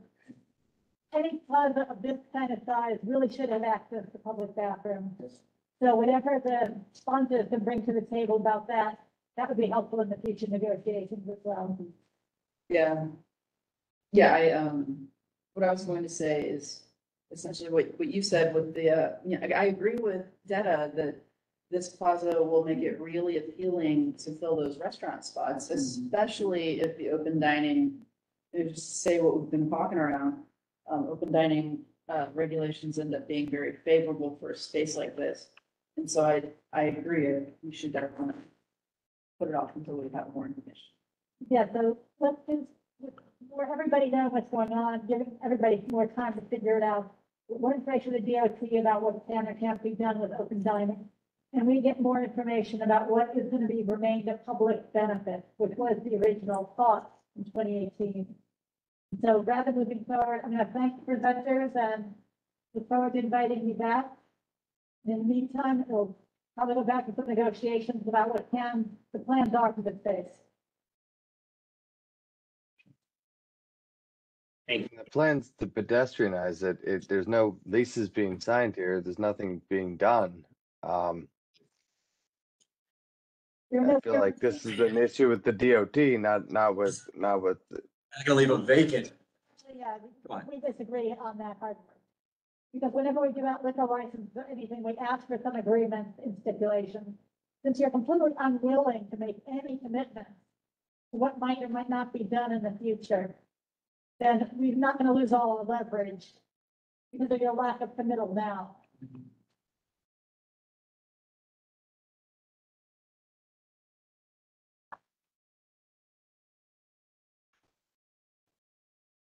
So yes, I want to thank you. Sorry. Thank you. Can't come to a resolution tonight. But we look forward to working with you some more and hopefully we can work out something that's more in the spirit that was considered in 2018. So thank you. Thank you. And thank you, Kate, for your coverage of the information. And so we know you're very limited because the rules are made. There's only so much we can do. And yeah, but stipulation is something that the community board used to do around the for licenses anyway, so that doesn't require the DOT to move in that direction. So thanks. Yeah, the design, I agree. I'm glad everyone was consensus. Everyone agrees that what they propose to do with the plaza seems agreeable. Yeah. Is there any precedent for something like, because I know with liquor licenses, like if it's in the license, there are stipulations and the like, is there precedent for something like this, putting like a covenant in there restricting who they can lease to and something like this? But it's not even them. It's the DOT that Data? decides. Let DOT answer, please. Not sure if that's something that we can do. I will have to get more information on how we've allowed restaurants previously to use plazas and whether or not that will be allowed to continue. So I don't have that. I don't have that information. Right, and some of it's really a limitation right now. If we want to we as a community board want to put together stipulations. Again, the applicant may not agree with them, but nevertheless, we're gonna get a contention agreement or disagreement. Want to put together our thoughts and see what we can negotiate in advance. I'm just wondering if there even is a mechanism for them, for us to bind them. But are we binding them or are we binding the DOT? We can't bind the DOT. Well, one question to ask is whether or not there's an operating agreement between the applicant and DOT for maintaining the plaza. Because in those agreements, if it's already been negotiated, then that's one thing. But if it's not negotiated yet, then a resolution might impact the DOT's position as it negotiates. I mean, I don't mind, stipulating to them if they are the people that such a stipulation can be put to. But if that needs to be stipulated to the DOT, I would just want it to be done to the right entity. DOT, sorry, Dara, what if you recognize, Kate was trying to answer. I believe that is the case, that DOT, we would enter into an agreement with an operator and they could use the space kind of as like a concessionaire, to have their restaurant there. But again, I am not comfortable talking about the future use of, restaurants on, pedestrian plazas. Yeah. Thank you. Yes, if we get any information that the DOT will release about the agreement made for the public, this specific public plaza. Yeah, I'm gonna follow up on that tomorrow morning and try to get you some information as soon as possible, because I don't want to delay you further. Thank you. And everything. I'm interested to know the answer. Okay, I move on to the next item. We'll be collecting information. I think there is interest in working on that public plaza. I want to guarantee that, but district budget. Don't worry, I'm not going to whole lot of detail on this like last year. I let some. But what I want to do is let you know, since there's been a request for people who want to enter ideas to do that, the sense of where I'm going with it. Our district budget, go to the next one. There are 8 cobblestone streets for those who've done this year after year after year. That we've been asking about since 2012. They're all in state repair. There's no question with what I say next, these will remain as requests, so that's not on the table. Next one, but it's related to another request that was made, in fact, for this current fiscal year, so made last year. And this was talking about our 10 historic districts and how many of them have streets in ill repair, and asking, I think better worded, so the asking part is clear, but asking for a holistic approach in developing some of the street design guidelines. That seems to be what's holding up, and in fact, the DOT has said that. So this was simply a request to kind of move the process forward, so something can happen, because nothing has happened since 2012. You go to the next one, it's the response to this request, which I requested it stay on in this fiscal year as well. The DOT response last year, that the agency agrees with the request, but funding decision follows a different budget process. Request for proposal, local level decision, which would be our elected officials.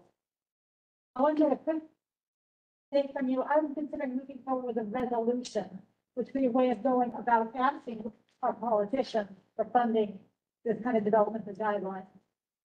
Have any support or disagreement with moving in that direction, as well as leaving it on the budget, but since we know there's a problem. I'm confused, Betty, so definitely slow down because I'm still kind of new. So what are you asking for? You're asking them to, Ask them to develop guidelines for services for historic streets.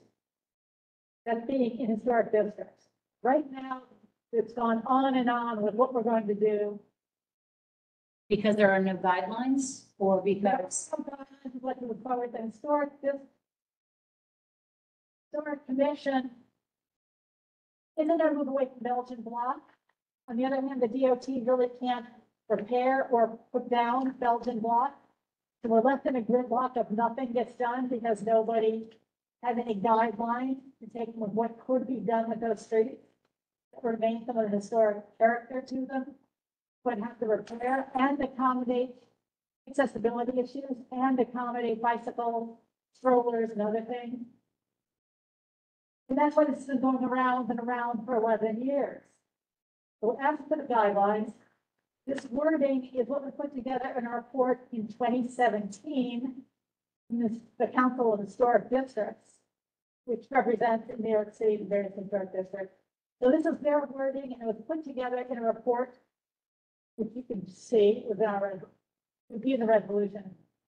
But this was put together by people who are architects, people from the, I think you had sent it to me because I live near the State Street. Yeah, The Copperstone project, yeah. It's an actual document and it's Yeah. online, and Yeah. I can send out a copy so people can look at it. But this is toward accessible historic streetscapes and dealing with the whole problem of dealing with these streets and how to move forward. Because in fact, they were looking at Dumbo area in Brooklyn, but same exact problems.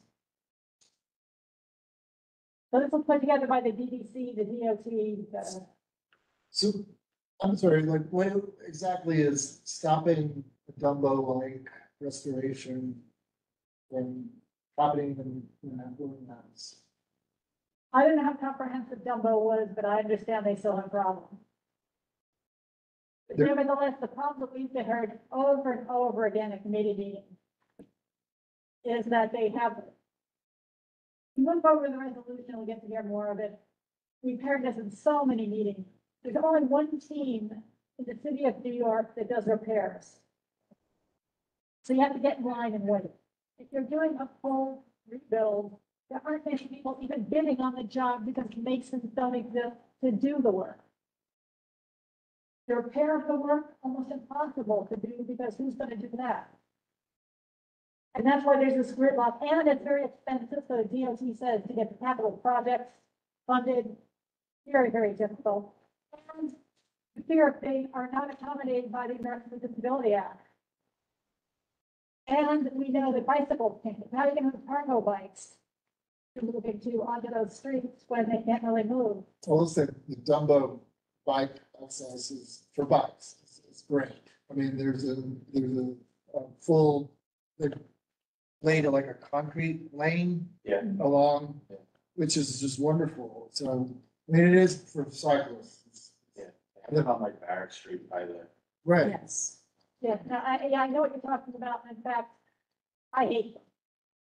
But that's another issue, they put in some features that still, my battery gets disconnected, my screws fall out of my scooter, this is not a good scenario. And there still are people, and elderly, there are lots of problems still being made. And there are lots of issues. This would be a way of going after these issues and let the team get to the table and figure out how we move forward to maintain the character, but make it something that we can guarantee that we can repair and everybody can function on. So it's not telling them what to do, it's simply saying, let's do it already so people can move forward. But do what? Do The repair? guidelines Do- tell them what's allowed. Okay, so, but what you're advocating is, you're asking them to create designs that make it ADA compliant. No. create a design guideline for restoration of Want to read it again? the history. I think it's time to read it. Yeah, please.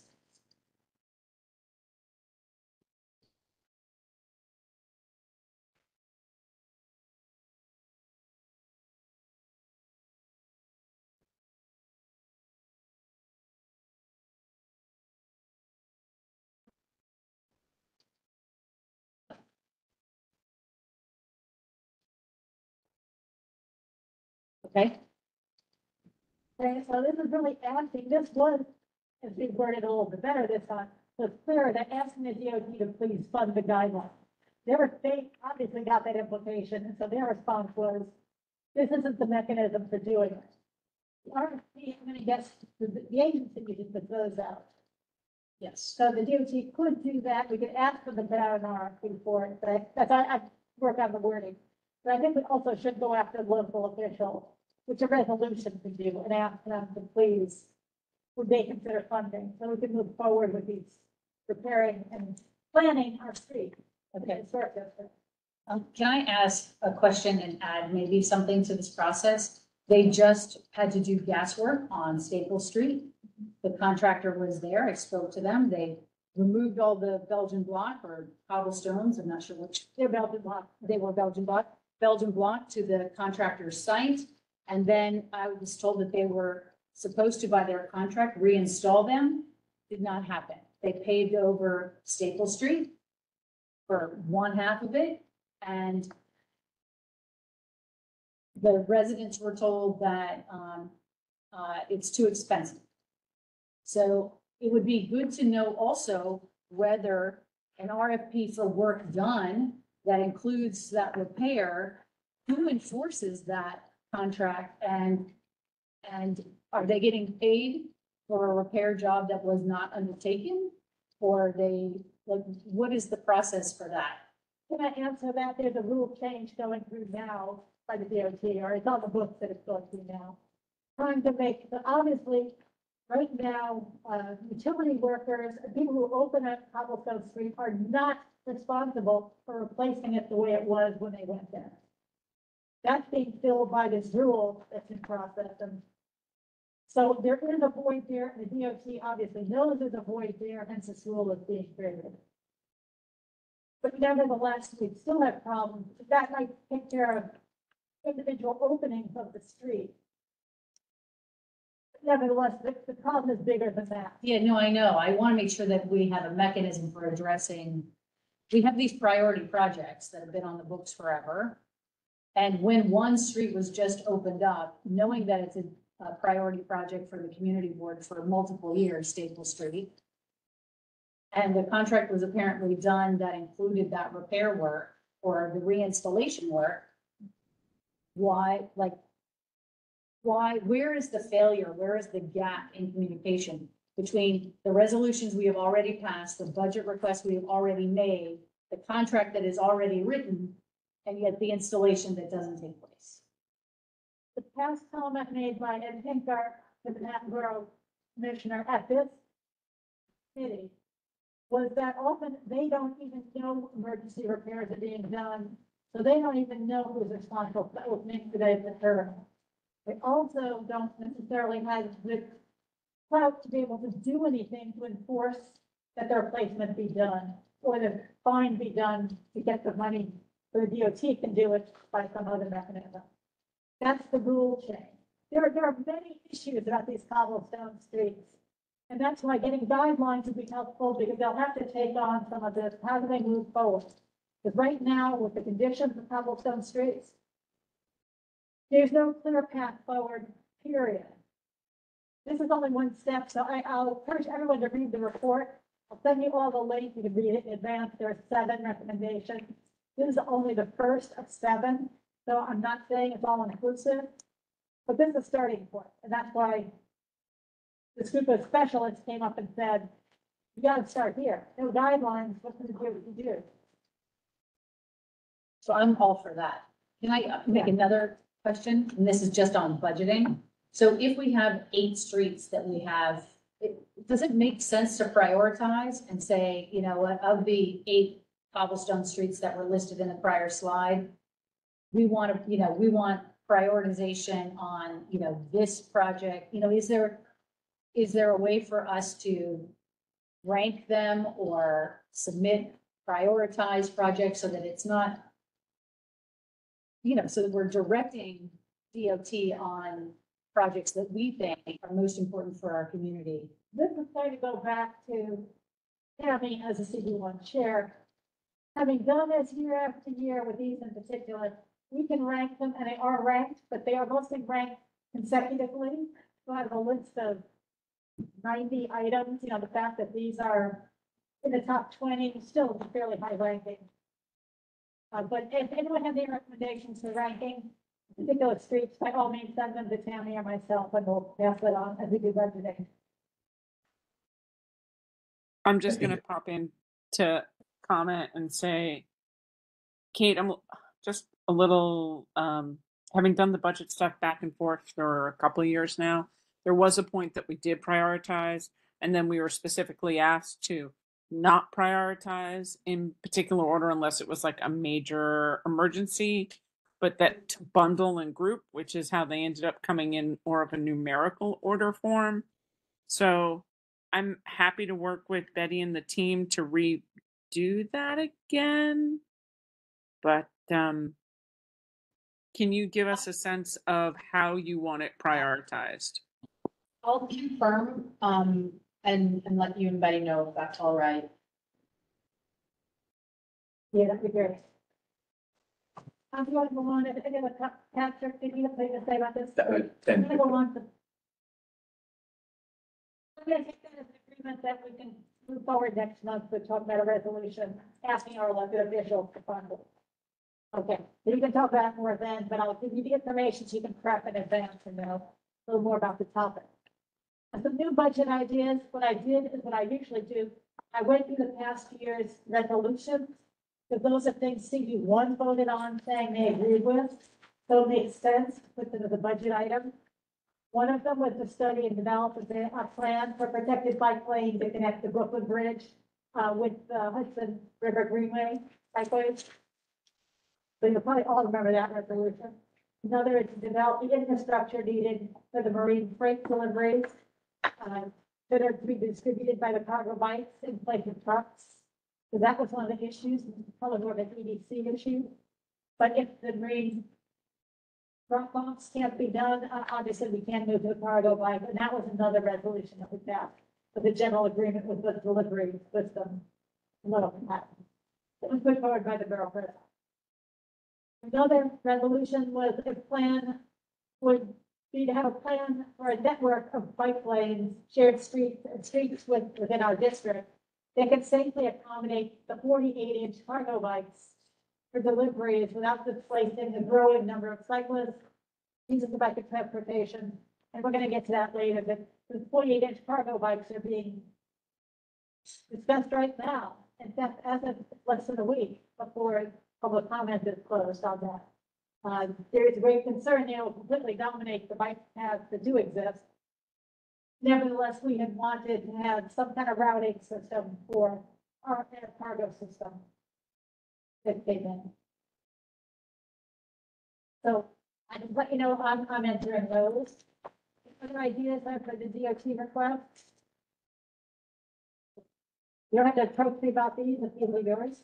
Study to allocate space on our district's narrow and crowded streets and setting some goals for protecting the pedestrian, protecting users of micro transportation, recognizing and safely accommodating the large range of weights and speeds within the different transportation modes, and also keeping all mobility modes moving. You're not even stuck anywhere. So again, this is allocating space, reallocation. Another was to take actions to ensure that city bike thrives. But there is uncertainty, given that lifts have been reported that could be considered developed. Kate, I don't know if you've heard any more about city bike and lift, but I have not. yes, I know that's been a concern for the news left said, so we need to guarantee that because there was support from city bike, certainly we improve this. So any questions, I want to give everyone a reminder, please do go online if you have budget ideas. Yes. Yeah, I know we took it or we reworded it a little bit because we believe that the funding was in place. The community board has long supported, the Financial District Neighborhood Association's Make Way for Lower Manhattan project. There have been calls to pilot some of the ideas that were, outlined in that, problem statement or plan. And the former council member had gotten us $500,000 allocated for a pedestrian mobility study, which we still don't know what's going on with that or where that is going to end up, despite some promises of public engagement coming down the pike. But I think we should put back specifically in the budget requests. Those two will remain. I just didn't see it in there. So as long as they're in there, and what I'm thinking of is not just the study, but the money to pilot some of the ideas that are in there, or Those- anything that comes out of the pedestrian study. Yeah, those are the two that were in last year, and I have no intentions of removing those. That's my annual pitch. Thank you. Yeah, no, I'm completely with you on that one. Great, so let's move on from budgeting and. Gabby? See, I'm being so patient and put my hand up like a proper person. It's a question really more for Kate than anything else. In looking back on the discussions of Park Row, it has been on and off and on and off and on. It was in the CPSD for the community needs for the borough-based jail system. That was included, Park Row, the study and reopening of Park Row. There's been new current meetings about different visioning and opportunities, but there's not necessarily been follow-up. Do we need to put this in budget in any way? I don't think so, because the community outreach we've been doing for Park Row and Kim Lau Square has been based off of DRI funding that we've received from the state to look at improvements we can make in the larger corridor in order to make improvements along Park Row, especially the make improvements for along Park Row and consider the intersection at Kim Lau Square to essentially study the track, improve the intersection at that location in order to consider reopening Park Row down the line. That is the work we're doing. The outreach we're doing is not focused on the opening or reopening Park Row, but improvements that can be made on Park Row currently in Kim Lau Square, with the idea of looking at considering the merits of reopening or keeping Park Row closed down the line, but that is through DRI funding. So we do not need to add it here. There's no capital purpose for us adding. I would say no. Thank you. I appreciate that. And then when we are considering other streets for pedestrian plazas, is that a capital funding line item that we need to put in? I will check for you. That would be great. Thanks. And then lastly, enforcement. Enforcement. DOTs often say we make the rules, we don't enforce the rules. If we are looking for an enforcement, I have concerns, and since DOT is now open restaurants, right?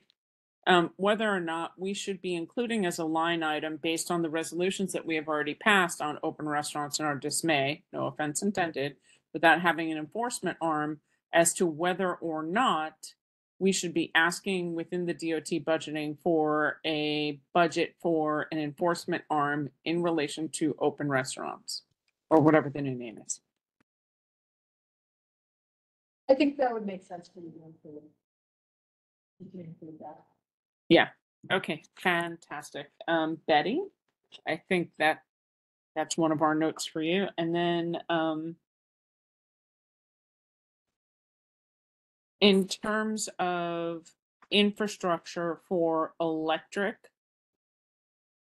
recharging stations for city vehicles, getting the placards and the agency cars off the streets, which we have a bucket of resolutions on. Can we put in for review for budget a complete review of all placards as a special study in budget? I will check for that. I'm looking for different ways to get our hot button issues into budget lines wherever I can go. Kate, and since you guys seem to be the department of choice right now for the city, I'd rather try and ask for the money to ensure that you've got it instead of coming back later to be in the situation that we are with some other departments where they just don't have the funding to be able to do enforcement, put on checks or balances or anything like that. So yeah, if you can let me know, we'd be happy to be supportive. Thank you. Okay. You have any hands up? Great, okay, keep going to the next item then. This one, if you don't even want to take it on, this is a very open-ended one to ask people. I've been approached by many people about pedestrian bicycle safety, all kinds of issues.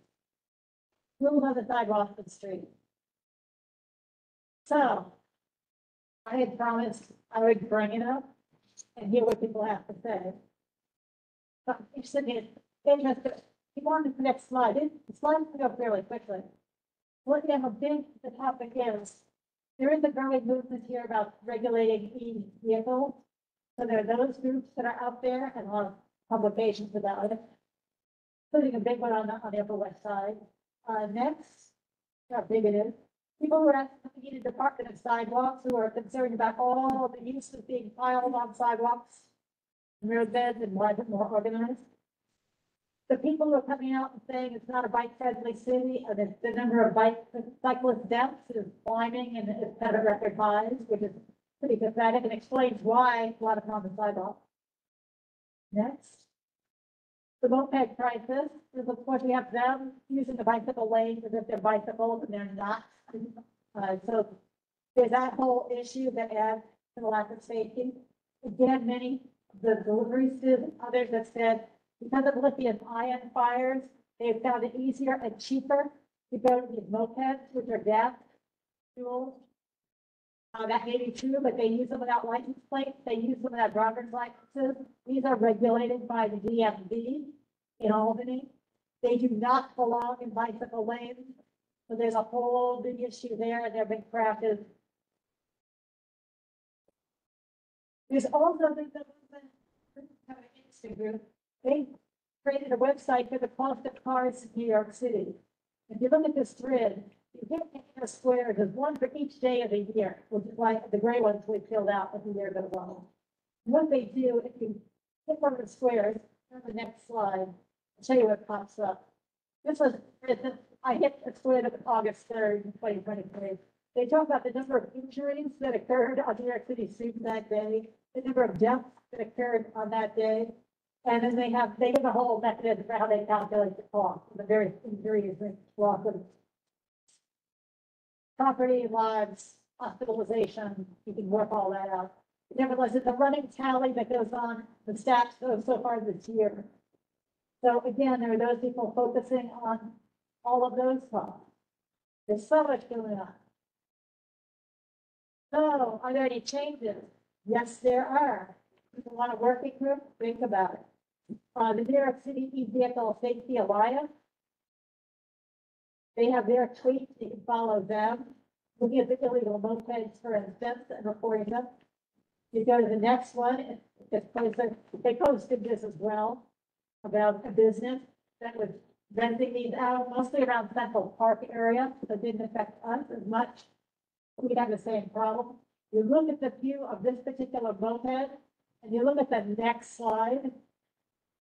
PD responded in Central Park to that particular business, and you know, vehicles look the same, don't they?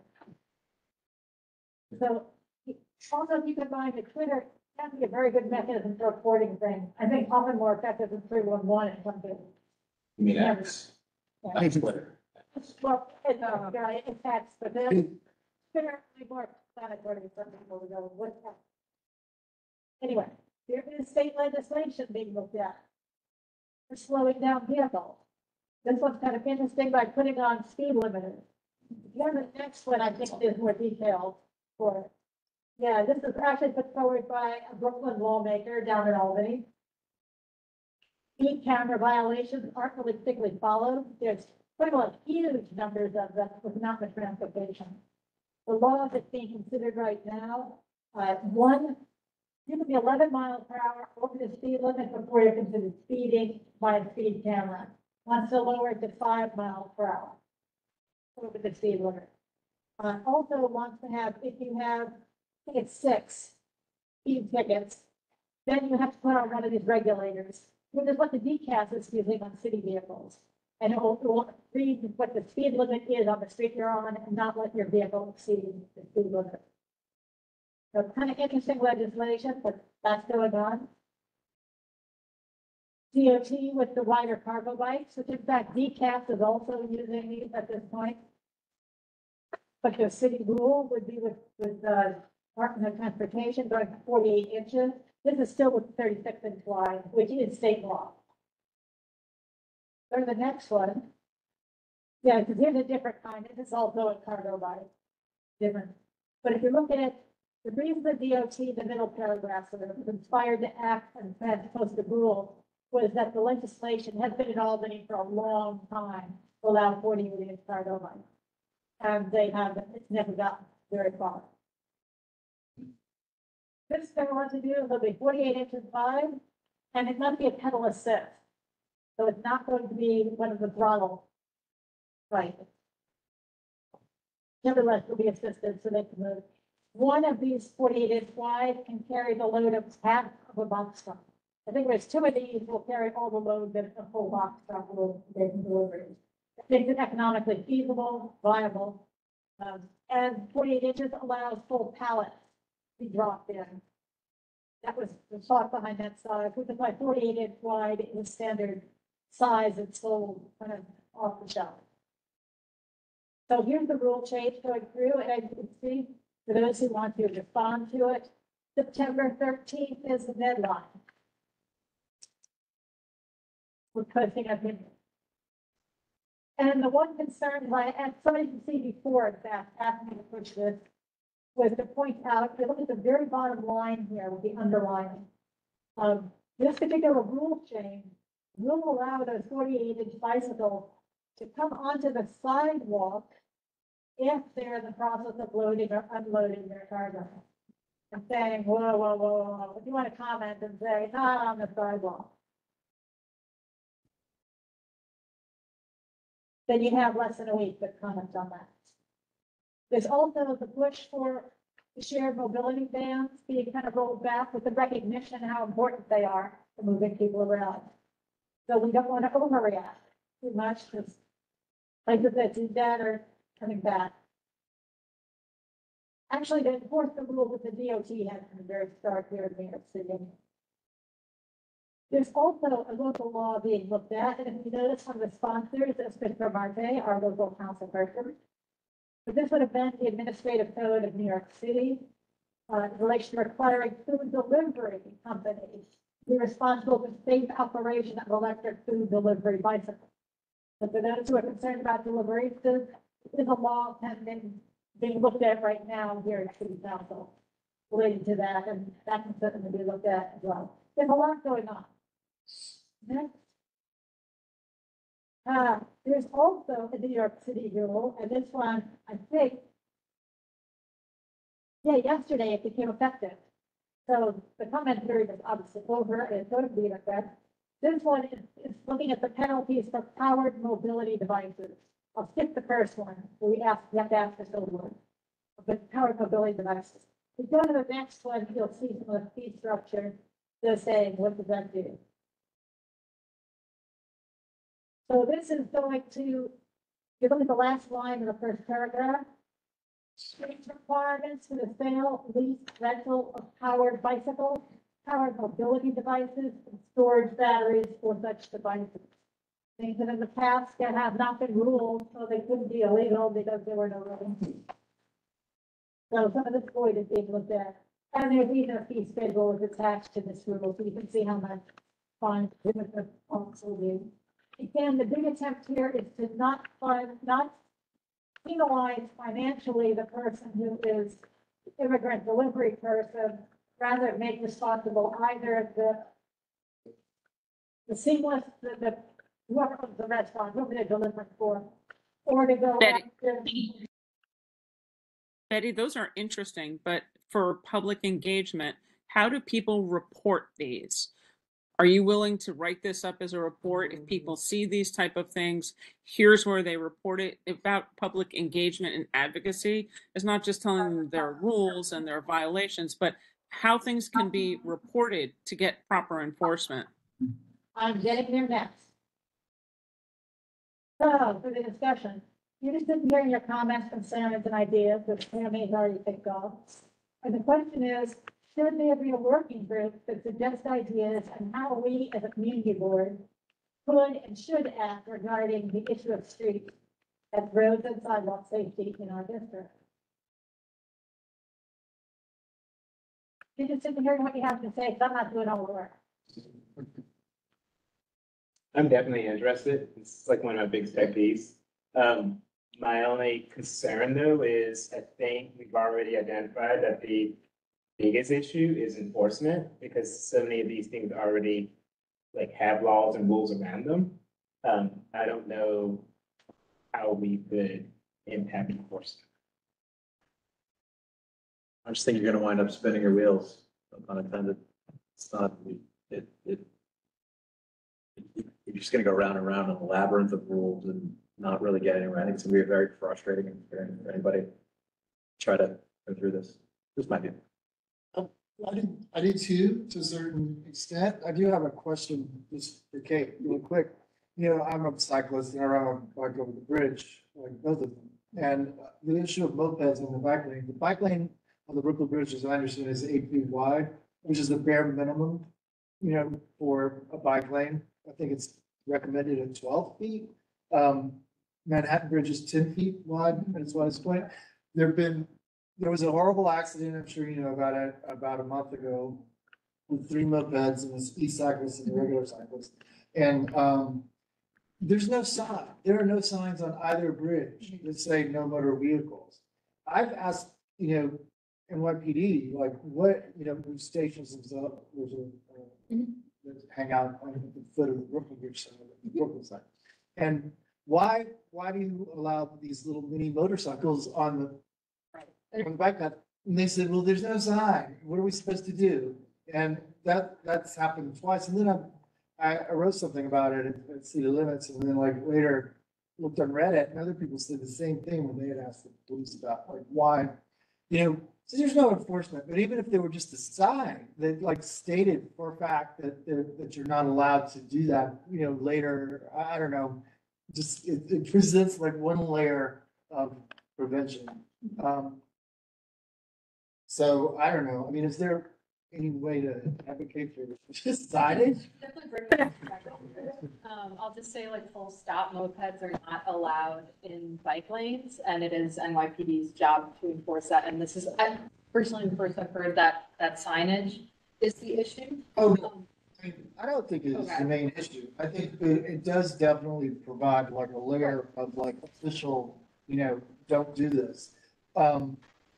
You're right. NYPD is not enforcing at all as far as like the bike lanes and the bridges. And that's the only, I'm all for mopeds. I think mopeds are great. They're great like in the street because they're little mini motorcycles and it's like, you know, they're gas powered. The sheer size and volume makes them more lethal in a collision than what it would be with an e-bike. And so that's just something that, you know. I think what Cody's saying just also underlines how we still need more infrastructure for micro transit. We don't have enough space for, you know, for all the different uses that are outside of cars. And Yeah, like whenever I see people displaying rules, I see it really as a need for more infrastructure. You're totally right. Yeah, let's, this is one of the reasons I agree with you guys that I'm not in favor of a working group, because this issue is huge, and I think we oftentimes disagree on solutions, but I don't think like the solutions are that complicated that they need to be searched for. We generally know the problems, we know the issues, and these conversations tend to just become like laundry lists of problems. Right. And we end up, like Patrick said, spinning our wheels. I think we should continue doing what we're doing, which is, we talk about placard parking, we talk about people parking in bike lanes all the time, we talk about congestion pricing.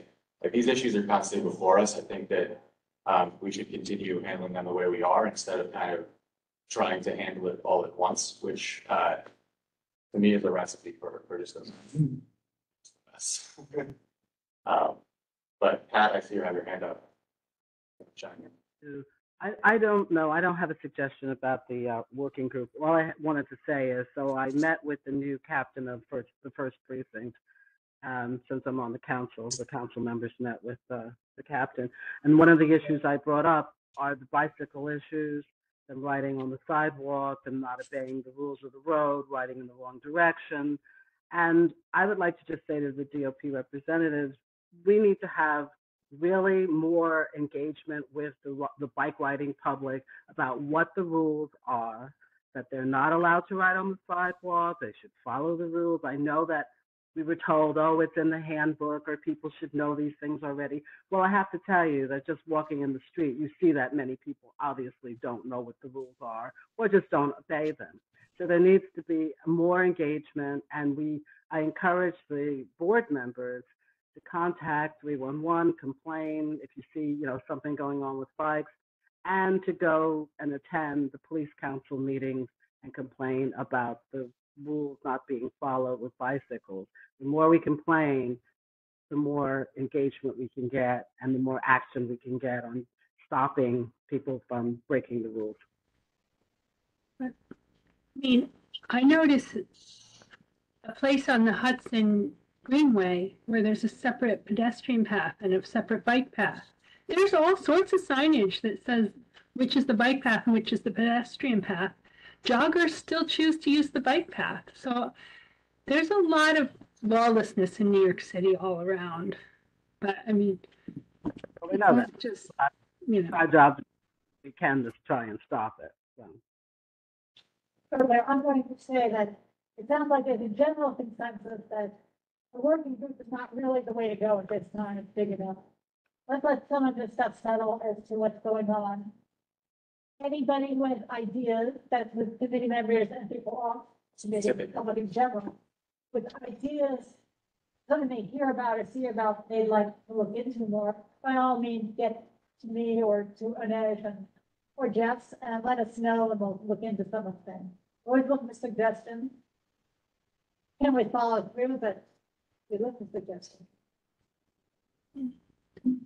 Well, this is something that builds on what Tammy mentioned earlier with the placards, and I don't know who else is seeing this, but I'm seeing now motorists who, I mean, they scrape off their inspection sticker and their registration sticker from their windshield, and they have a plate on their car, but it's not their plate. It's like a plate that they bought from eBay or something, who sells the plates that are retired and taken out of service and only for display purposes.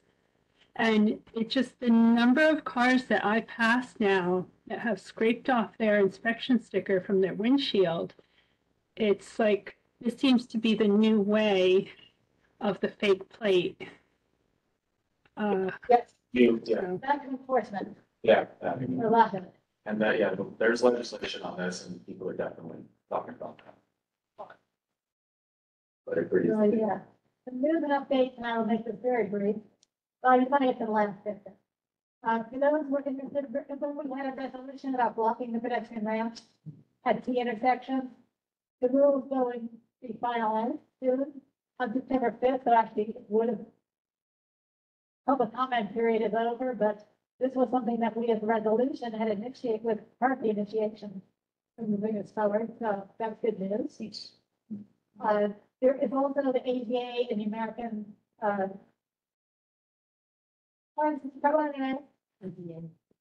yeah, the Architectural Barriers Act. There was a new accessibility guideline for the public right of way coming out. So this will eventually have some impact on what we do. And as I've heard, the DOT lawyers are looking into it to see what the impact is. So there will be changes that hasn't been done in over a decade. So a lot of new information. Yeah, the smart curbs, which Patrick already brought up, and hopefully we'll get to hear more about that in the future, but not much is coming out. And the pilot's going to be the Upper West Side, not us. So those who are concerned, it's not going to be there. Next. What I want some feedback from these people all being eyes on the street. Now, there's been the legislative rule passed about need to be containerized trash. I want to get some of the comments about is it positive, is it negative, and how much of the sidewalk is it interfering with. Any comments you have in the future, I'd like to get some feedback on that. Yeah, and in fact, this is the Brooklyn borough president. Looking at speed cameras and all the condemnation about their just a money grab. He's reiterating the fact that, in fact, there has been a 25% drop in traffic deaths and a 30% decrease in doing it again. So they have been effective in many ways. So that's good, and he's going to try to move it, all these are released New York City into its city by record numbers in August. So again, they're an important piece of our transportation system. Now that I've said using Twitter or others, and I know it's that's best, but for this reporting, keep in mind, and I hate to pick on this person, what you're going to do is put ask DOT or ask City Bike so it gets to their inbox that you're doing it. Otherwise, they're not going to see your comments. Also, put the location. This particular station, it would be good to know that you're complaining about all these bikes, that none of them are available. But who's hearing it, who can do anything, and how would they find it? So, by all means, have that information when you post some of these things. And the responses have been really quite good. Regional Plan Association is looking at, with all the infrastructure work being done for electrification, great, but they're not really looking at electric mobility, micro mobility devices. So whether it's putting more into the bike program, which is already being somewhat done here anyway. Nevertheless, it's kind of interesting. I haven't looked at it so much. They're being overlooked. Well, here's another international urban planner and mobility expert. Again, reiterating the traffic models don't prove anything. They produce an absolute truth. They're the product of assumptions, which can be wrong. So when we rely too much on these traffic studies and traffic projections, keep in mind the limitations. Bus open stroller program is being started. So for those who are traveling with somebody who want to be able to keep the stroller open, removing a child, look at the bus routes that the MTA is adding to the system. So it's more and more to be added as time goes on. So look at how it works. And if you don't like it, also comment to the MTA about that as well.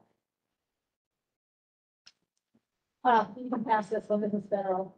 Hey, Betty, Yeah. when there are opportunities for public engagement, for public comment that we're sharing, if you can share them as separate flyers with dates, then the community board can send it out to its widest distribution.